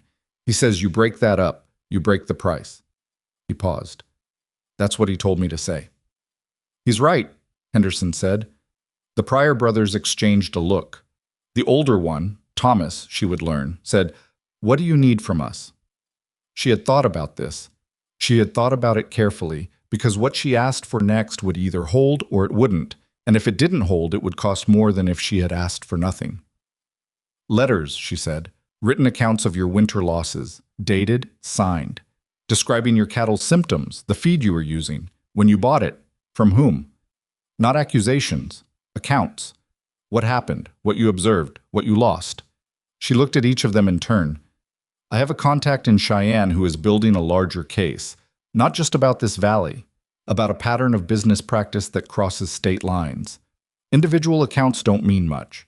Together, from multiple parties, in the same region, in the same season, they mean something," Clara Sutter said. "Yes," Abigail said, "they do." Clara looked at her hands on the table. My husband signed a new feed contract in October, she said quietly. 6 months, guaranteed price. Donahue offered a discount. She paused. Edgar thought it was a good deal. He was dead by February, and I had 6 fewer cattle than I started winter with, and a contract I can't break until April. She looked up. I'll write the letter. I'll write it tonight, and I'll bring it back tomorrow. The room was quiet for a moment. Then Henderson said, I'll write one. The Pryor brothers said they would. Dell said he'd have to ask Kaufman, but he already knew the answer. And the room moved from question to decision in the way that rooms do when the right information meets people who have been waiting for something to do with their anger. Doyle made his next move on Wednesday. She had expected something. She had not known exactly what form it would take, but she knew him well enough to know that the Friday deadline and her silence since then had not been received passively. He was not a man who waited for situations to resolve themselves. He was a man who created pressure. The pressure, when it came, was Donahue. Donahue appeared at the ranch mid-morning with a document she recognized as a supplier's lien, a legal instrument that, when filed correctly, established a creditor claim against property for unpaid goods. The document claimed that Turner Ranch had an outstanding balance for feed supplies from the previous season amounting to $212, a figure Abigail knew from the corrected ledger was wrong. The amount had been paid. She had seen the entry herself. Donahue stood in the yard with the document and the expression of a man who has been told what to do and is doing it and has made his peace with that. Caleb had the receipt. That was the thing Donahue had not accounted for. The receipts that Caleb kept, not in any organized system, but stuffed into a wooden box on the shelf above the desk, a box Abigail had gone through in February when she was sorting the accounts, and whose contents she had organized by date and recorded in a separate page of the notebook. She went inside. She found the receipt. She brought it out and held it in front of Donahue without giving it to him. Paid in November, she said. Haverford witnessed the transaction. She paused. If this lien is filed, we'll contest it. The receipt and the witness will be sufficient to have it dismissed, and the filing itself will be part of the record I send to Cheyenne. Donahue looked at the receipt. He looked at her. His face was doing the thing it had done the first time she spoke to him. The reorganization of a man who came in with a position and is encountering terrain that doesn't match his map. I was told the account was unsettled, he said, and the I was told was so plainly an admission that she almost felt sorry for him. Almost. By whom? She said. He didn't answer. He folded the document. He put it inside his coat. He looked at the barn, at the yard, at the repaired fence, and the straight chimney vent, and the 21 cattle visible through the corral rails, and whatever he was looking for in the evidence of the ranch's condition, she did not know, but he didn't find it. He got on his horse and rode back toward town. She went inside and wrote it in the notebook. Date, time, what was presented, what was said, the receipt number, Haverford as witness. She wrote it all down before she let herself think about what it meant, because thinking about what it meant before she had it recorded was how details got lost. When she was done, she sat back and thought about what it meant. Doyle was not withdrawing. He was escalating. The lien was a message as much as a legal instrument. It said, I have resources in this valley I can deploy, and it said, I know where your records are weak, and it said, this is not the last thing I will use. He had miscalculated on the receipt, but the miscalculation told her something useful. He did not have as precise a knowledge of the ranch's finances as he had wanted her to believe. He was working from incomplete information. Someone had told him the account was unsettled and that someone had been wrong, and Doyle had moved on the bad information without checking it. That was the crack. It was small, but it was there. She went to see Donahue herself 3 days later, alone. She did not tell Caleb she was going, not because she was hiding it, but because she had thought carefully about what this conversation needed to be, and she knew it would be different if Caleb was there. Not worse, just different. She needed Donahue to make a decision, and decisions made under the observation of the person most directly affected were almost always worse decisions than ones made in their absence. She found him in the back of the feed and grain, moving sacks. He saw her come in, and he stopped moving, and he waited, which was different from the first time she'd come, when he had stayed on his horse and talked down at her. Mr. Donahue, she said, I want to talk to you about the lien. It was a mistake, he said. I said so already. Not to me. He set down the sack he was holding. I'm saying it now. There was confusion about the account. Whose confusion? She said. He looked at the floor. He was a man, she had decided by now, who was not essentially dishonest. He was a man who had made a business arrangement with someone who turned out to be more costly than anticipated, and who was now trying to work out whether the cost of continuing was higher or lower than the cost of stopping. The letters the ranchers in this valley are sending to Cheyenne, she said. They're going with or without your cooperation. The question is whether your name appears in them as someone who was also harmed by bad storage conditions that you yourself may not have controlled, or as someone who filed a fraudulent lien claim on a settled account. She paused. Those are two very different stories. He looked up. The north-facing storage, she said. Did you build it, or did you buy the building? A long pause. Bought it, he said slowly. 4 years ago, from a man who was selling out. What man? He told her the name. She wrote it in her pocket notebook, the small one she carried for field notes, not the main record. The name meant nothing to her immediately, but she wrote it down. The storage conditions were what they were when you bought it, she said. I didn't know about any mold problem, he said. I swear I didn't. The hay came in fine. It always came in fine. I don't know when it started. When did you change the ventilation on the north side? He blinked. How did you know about that? When? She said. 2 years ago. I had someone close up a gap in the east-facing wall because of the wind. He rubbed the back of his neck. It was letting cold air in all winter. She looked at him. That gap was ventilation. Closing it trapped moisture in the lower bales. The mold started that winter and has been building since. She put the small notebook away. You didn't do it deliberately. I'm not saying you did, but the ranchers in this valley lost animals because of those conditions, and they deserve to know the source, and they deserve restitution for what it cost them. He was quiet for a long time. Outside, the street sounds of Harlan Creek continued. A cart, voices, the distant sound of the smith's hammer. What kind of restitution? He said. A feed credit, she said, against next season's supply, for each ranch that can document losses consistent with mold exposure. She held his eyes. And you reopened the east-facing gap. He looked at the wall of the building, at nothing in particular. And the letter to Cheyenne. Notes what happened and notes that it was addressed, she said. Without your cooperation, the notes looked different. It was not a threat. She had been careful to keep it out of the territory of threat, because threats required enforcement, and enforcement required things she did not have. What she had was information, and information presented correctly had its own kind of weight. Donahue put his hands on his hips. He looked at the stacked sacks, at the ceiling, at the floor. He was running numbers she could not see, and she let him run them. All right, he said, credits. And the gap reopened. This week, she said. This week, he said. She left. She sat in the wagon outside for a moment before driving back. Her hands were steadier than she expected them to be. She had done harder things in the last few months. The night in the barn, the conversation with Doyle, the kitchen table and the unfolded letter.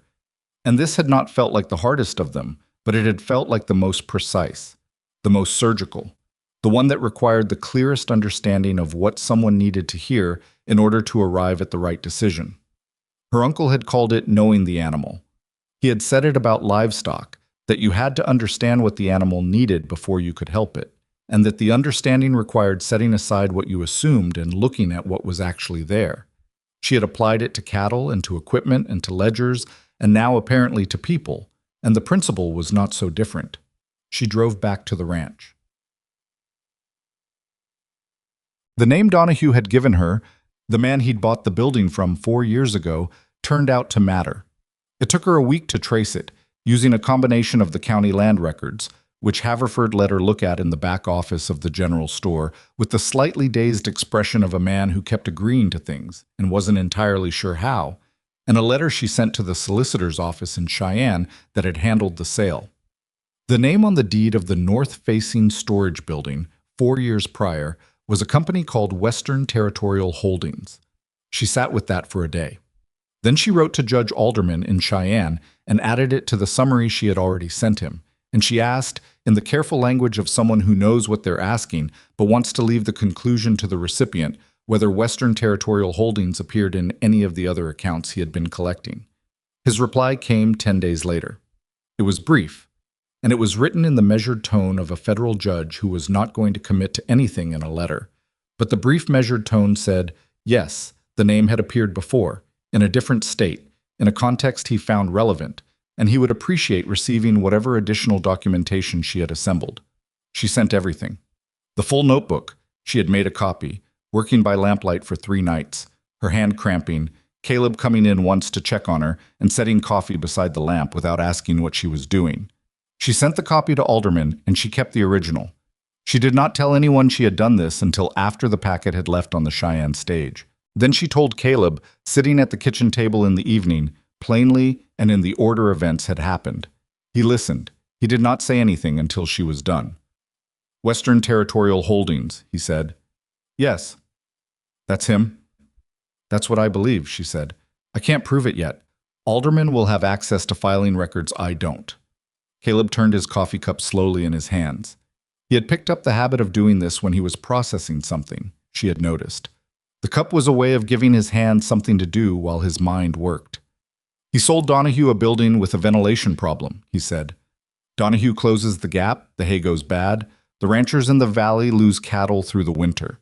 Their operations weaken. He arrives with purchase offers through a proxy. He set the cup down. Is that what you're saying? I'm saying the timeline is consistent with that, she said. I'm not saying I can prove intent. There's a difference. But Alderman is looking at a pattern across multiple states. If this is the same pattern in Wyoming territory, he has a much stronger case than any of us does alone. She paused. That's what the notebook was for, from the beginning. He looked at her across the table. There was something in his expression she had not seen before. Not exactly, not in this combination. She had seen him tired. She had seen him grateful. She had seen him angry, briefly, at Donahue, and careful and present in the barn, and quietly certain in the way of a man who knows what he values, even when everything else is uncertain. This was something else. This was the expression of a man who has understood something about a situation that he should have understood sooner and is deciding how to feel about the gap. You've been protecting this ranch, he said, since before you arrived. I've been protecting myself, she said honestly. The ranch benefited from that. He looked at the table. I would have helped, if you'd told me. I know, she said. I'm telling you now. A silence. Not uncomfortable. The kind of silence that has something settling in it. Are we going to be all right? He said. The ranch. She considered the question carefully because it deserved a careful answer. 21 cattle going into spring in better condition than they'd been in 2 years. The ledger corrected and honestly assessed. The feed situation addressed. Donahue's credits coming. Letters from 6 Valley ranchers on their way to a federal judge in Cheyenne who was building something larger than any of them could build alone. Yes, she said. I think so. He nodded once. He drank his coffee. He stood up to go check the barn, which was what he did every evening at this hour, habit and care being essentially the same thing in a man like Caleb Turner. At the door he stopped. He turned back. The people in town, he said. The ones who said things in January. She waited. Vera Marsh came in yesterday, he said, while you were at the Hendersons. She asked Haverford if you were taking on consultations. For livestock. Abigail looked at him. He didn't know what to tell her, Caleb said. I thought you should know. He went out to the barn. She sat with that for a moment. Vera Marsh, who had said, Lord have mercy, loud enough to carry across a snow-packed street on the day she arrived. Vera Marsh, whose dog she had not been asked to treat, but had treated anyway, without expectation or ceremony. Vera Marsh, asking if she was taking consultations. She opened the notebook to a fresh page. She dated it. She wrote, Possible, livestock consulting surrounding ranches. She underlined possible and left the rest of the page blank, which was where the future went when you didn't yet know its shape but wanted to leave room for it. Outside, the spring evening settled over the valley in the particular way of Wyoming in April, cool and clean and full of the smell of wet earth and coming grass, the kind of evening that made the winter seem, if not forgettable, then at least survivable.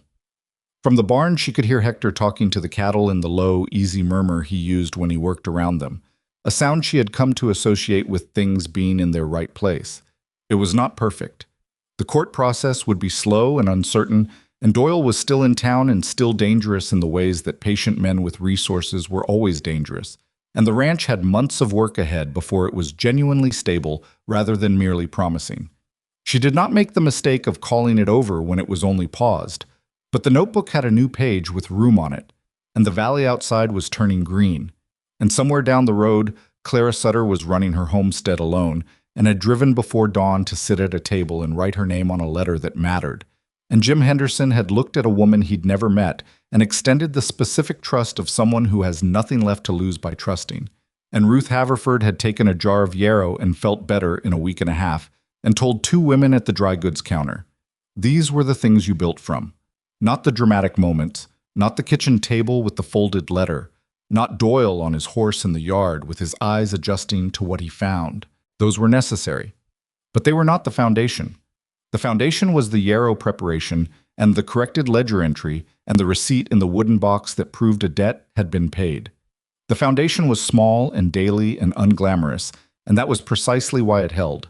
She closed the notebook.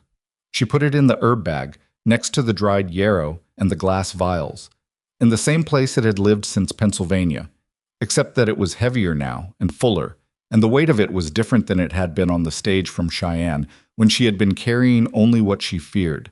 Now she was carrying what she had built. She went outside to help with the evening barn check. The air was cold still, but the kind of cold that was retreating rather than arriving, and there was a half moon above the eastern ridge throwing pale light across the yard, and she could see her breath, and she did not mind it. She had stopped minding the cold somewhere around February. Wyoming had done that to her, and she was not sorry.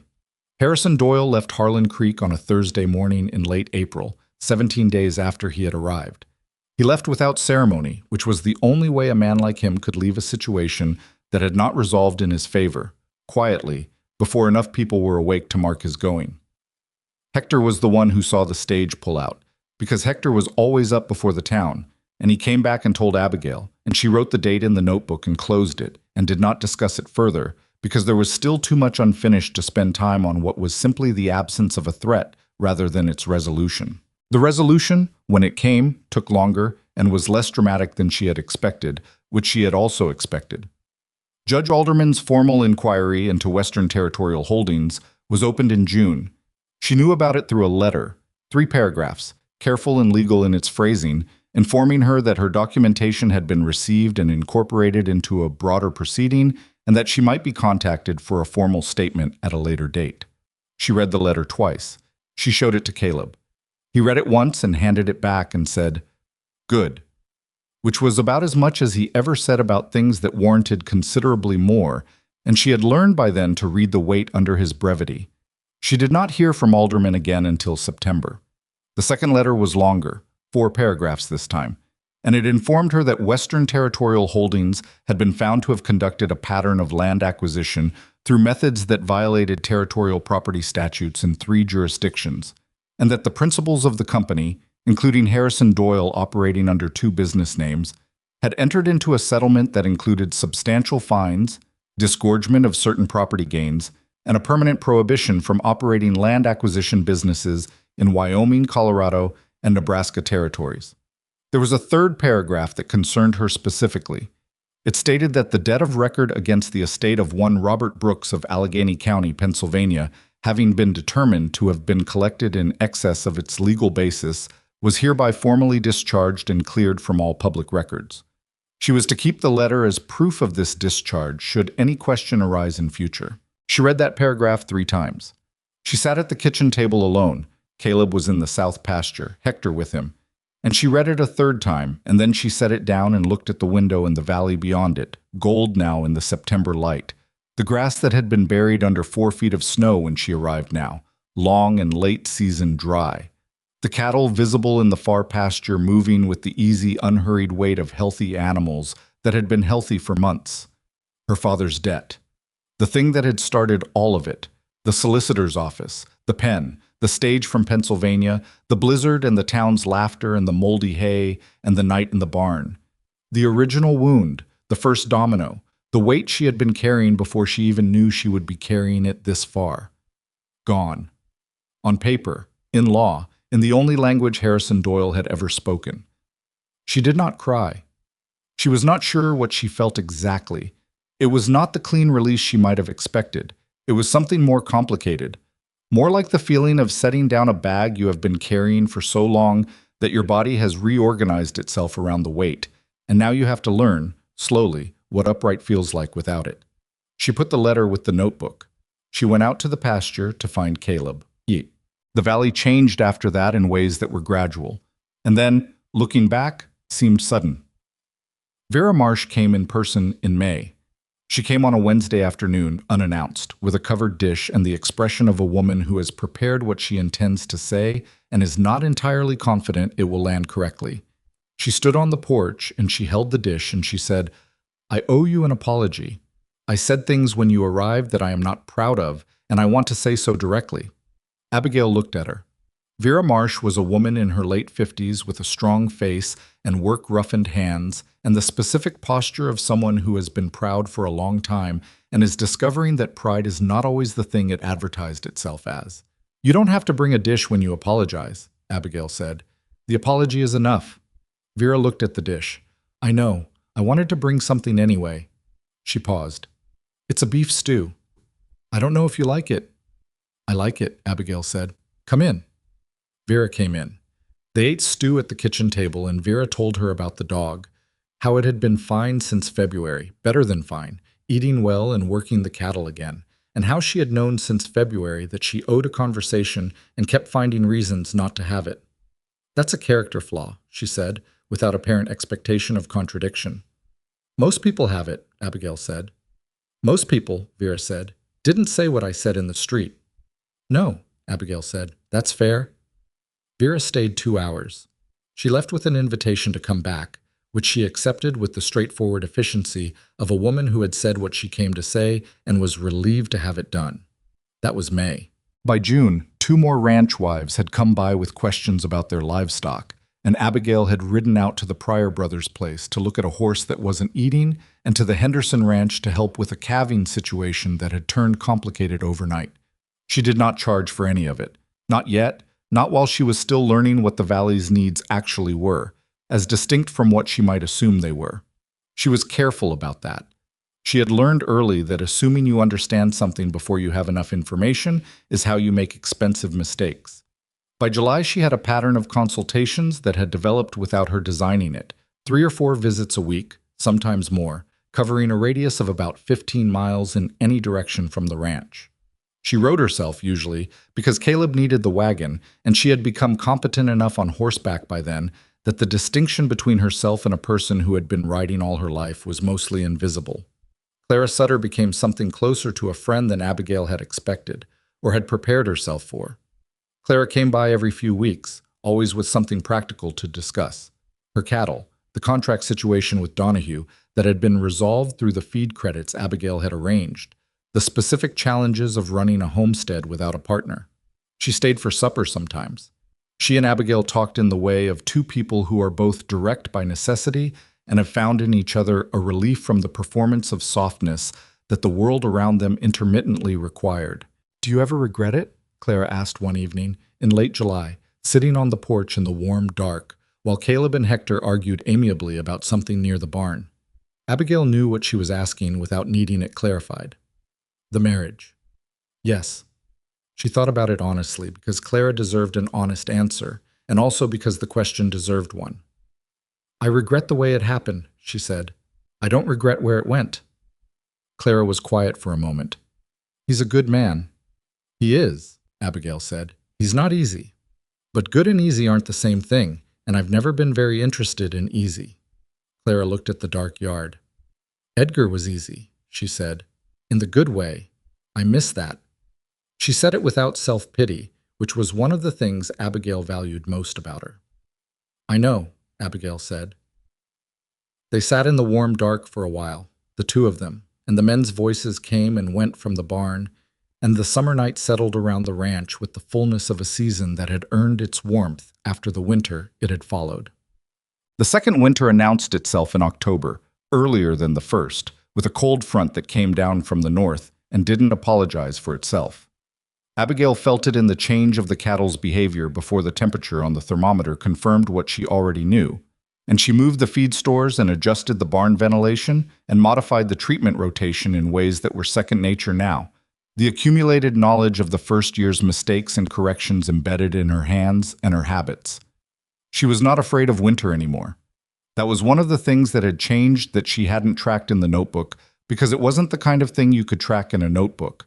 The way fear recedes, not when the dangerous thing disappears, but when you have survived it once and your body knows now that survival is possible. The blizzard came in November, 3 weeks earlier than the previous years, and worse. It came on a Friday night, which was the night the Caldwell family was on the road. She would not have known about the Caldwells except that Hector, doing the late barn check, heard a sound from the road that he initially mistook for a hurt animal. He went to look and found a woman in a wagon that had lost a wheel on the frozen rut at the bottom of the rise, with a boy of about 8 beside her, and no other visible shelter within the range that common sense would permit her to walk in those conditions. He brought them in. Abigail was at the stove when Hector came through the door with the woman and the boy behind him, all 3 of them plastered with snow, the woman holding the boy's hand with the tight grip of someone who has been holding on for longer than was comfortable and is not quite ready to let go even when the immediate danger has passed. The woman's name was Margaret Caldwell. The boy was her son, Thomas. She was 31, a widow. Her husband had died in the spring, which was why she was traveling in November, because there had been arrangements to make and family to see, and the timing had not cooperated with the season. She said all of this in the quick, slightly fragmented way of someone still operating on the adrenaline of recent danger, sitting at the kitchen table, while Abigail put a blanket around the boy's shoulders, and Caleb stood quietly near the stove in the way he stood near things when he was prepared to be useful and was waiting to understand what form useful needed to take. "The wheel is gone," Margaret said. "I know. I heard it go." She looked at the boy. "Thomas, stop dripping on the floor." "He can drip," Abigail said. "The floor doesn't mind." The boy looked at her with the serious, evaluating expression of a child who has learned not to trust reassurance automatically. He was still shivering, his coat inadequate for the conditions, his boots wet through. "Come here," Abigail said to him. He came. She got him out of the wet coat and boots and wrapped him in the second blanket from the chest near the stove, and she put a cup of warm water in his hands. Not hot, because his hands were too cold for hot. And she sat down to his level and looked at him the way she looked at cattle when she needed to know how they actually were, as opposed to how they appeared. "Cold?" she said. "Yes," he said. "Scared?" A pause.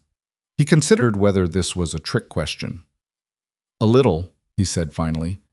"That's reasonable," she said.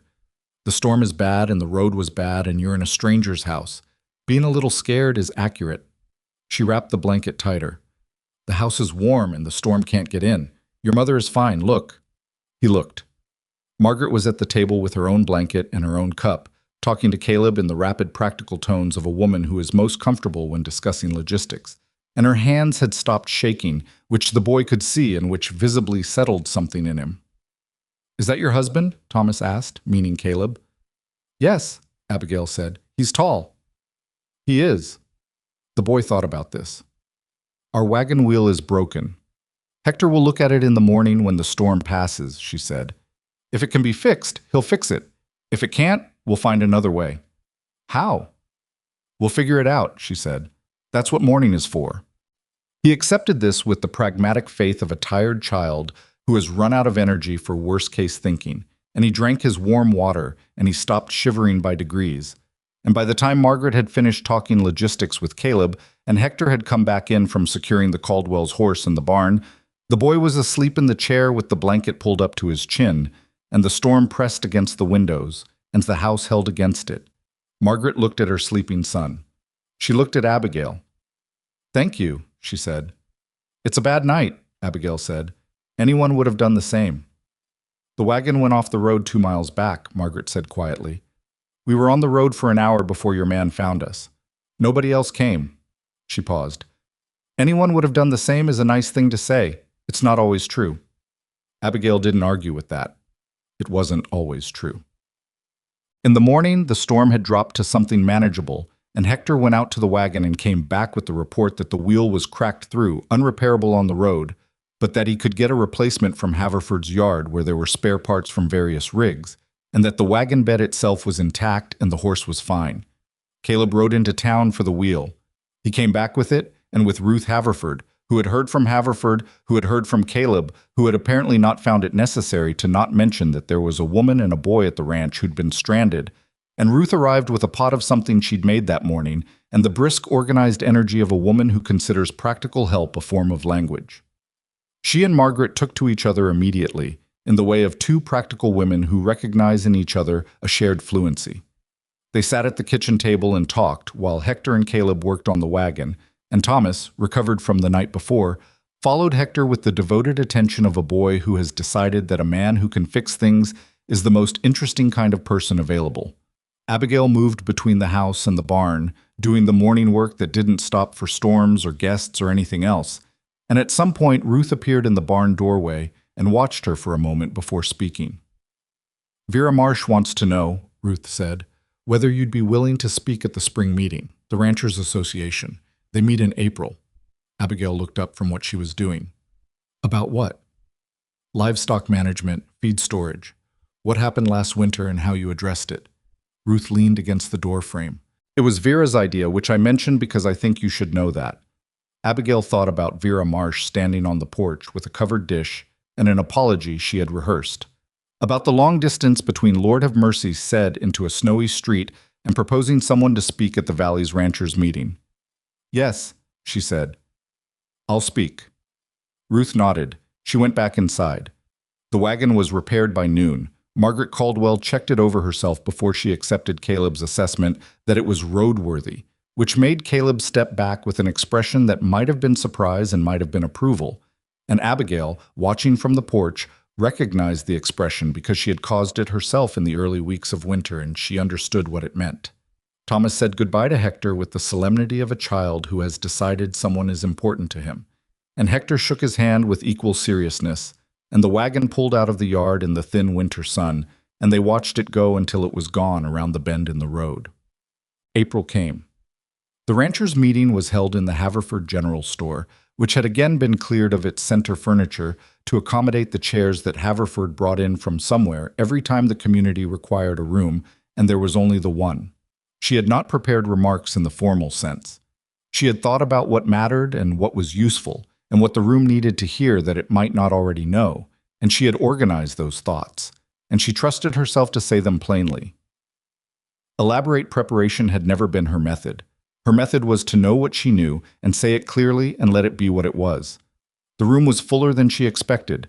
The Valley Ranchers she knew, Henderson, the Pryors, Kaufman himself, who had come despite his back, Clara Sutter, who had driven in at dawn again because that was apparently what Clara did. But there were others she didn't recognize from further out, and two women from homesteads she hadn't visited yet. And at the back of the room, quiet and a little separate, Donahue, who had come without being asked. She noticed him come in. She did not acknowledge it during the meeting, but she noted it, and afterward, when the room was clearing, she went to where he stood near the door. "Mr. Donahue," she said. "Mrs. Turner." He had his hat in his hands, the same gesture Henderson had used when he first came to the ranch. "I reopened the east-facing gap in October, before the new hay came in." "I know," she said.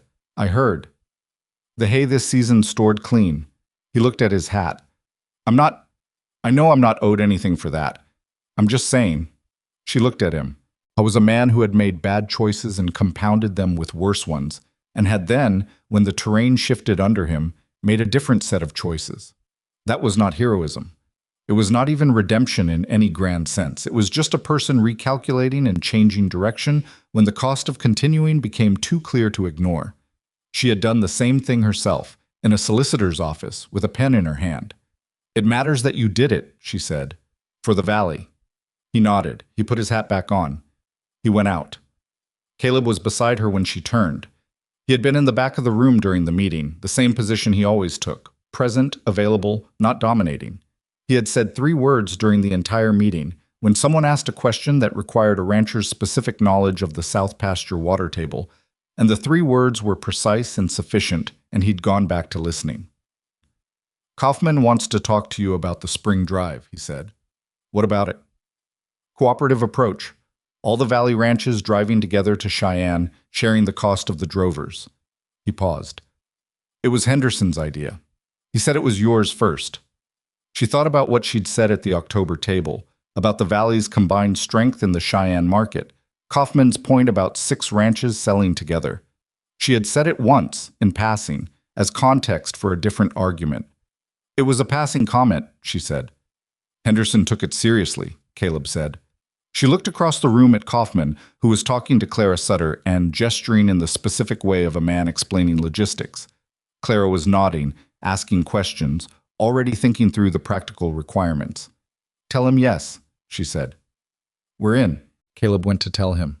She stood for a moment in the clearing room. The chairs were being moved back to wherever Haverford kept them. Ruth was stacking cups.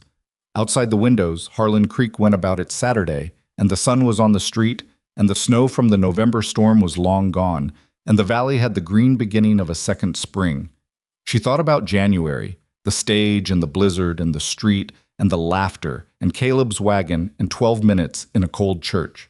She thought about the barn in the lamplight and 22 cattle and the moldy hay and the notebook that had started as treatment records and become something that reached a federal judge in Cheyenne. She thought about the herb bag and the yarrow and the glass vials and the copy of the notebook she had written by hand over 3 nights that had traveled to Cheyenne and done the work she had carried it 1,000 miles to do. She thought about what Harrison Doyle had believed when he put the document on the table in the solicitor's office and slid it toward her.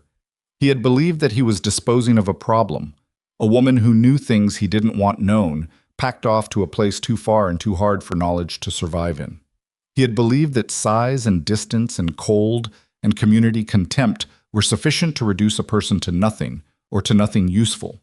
He had believed that what you looked like was what you were worth. She had known since she was 14 that this was wrong, but knowing something and proving it are different undertakings, and the proof had taken her the better part of a year and a notebook full of careful dates and a federal judge and 21 surviving cattle and a Cooper-type wagon wheel and a boy named Thomas falling asleep in a chair with a borrowed blanket. And it was not the proof she would have chosen if she had been given options, but it was the proof she had, and it was sufficient. It was more than sufficient. 1. That evening, she and Caleb sat on the porch after supper, which was something they had started doing in the warm months, not by arrangement, but by accumulation. One evening, and then another, and then it became what they did at the end of a day when the work was done and the light was going long and there was no immediate crisis requiring attention. He brought out 2 cups. He sat in the other chair. The valley spread before them in the late light, gold going, rose going, the particular blue of a Wyoming dusk. The cattle shapes in the far pasture, the line of cottonwoods along the creek, the road to town winding between the hills. I've been thinking about the South Barn, he said. What about it? Expanding it. If the cooperative drive works and we get better return from Cheyenne, we could add another 20 head by fall. The pasture can carry it. He looked at the barn. Need more stall space. If we expand the south wall, we need to address the drainage issue on that side first, she said. Otherwise, we'll have the same moisture problem next winter. I know. He drank his coffee. I figured you'd say that. Am I wrong? No, he said. I just thought I'd see. She almost smiled. He was doing it deliberately now, presenting the partial plan, waiting for her to see the thing he'd already accounted for, so that she would know he had accounted for it without him having to say so. It was a form of conversation they had developed over the year, oblique and practical in theirs. What's the drainage fix, he said. Redirect the runoff from the rise, she said. Cut a channel along the east side of the yard, about 30 feet. It's a week's work, maybe less with Hector. Spring or summer? Before the summer rains. May. He nodded. May, he said. The light went further. A hawk moved along the ridge above the far pasture, and below it the cattle moved in the slow gravity of animals that are unhurried because they have no reason to hurry. And the evening settled over the ranch, the way evenings settle over places that have found, after difficulty, a sustainable version of themselves. She thought about what she knew now that she hadn't known in January. Not about cattle or hay or ledgers or the drainage requirements of a south-facing barn wall. Those things she had known before she arrived, in one form or another. What she hadn't known was what it meant to stay. To decide over and over on an ordinary Tuesday that this was the place and these were the people and this was the work.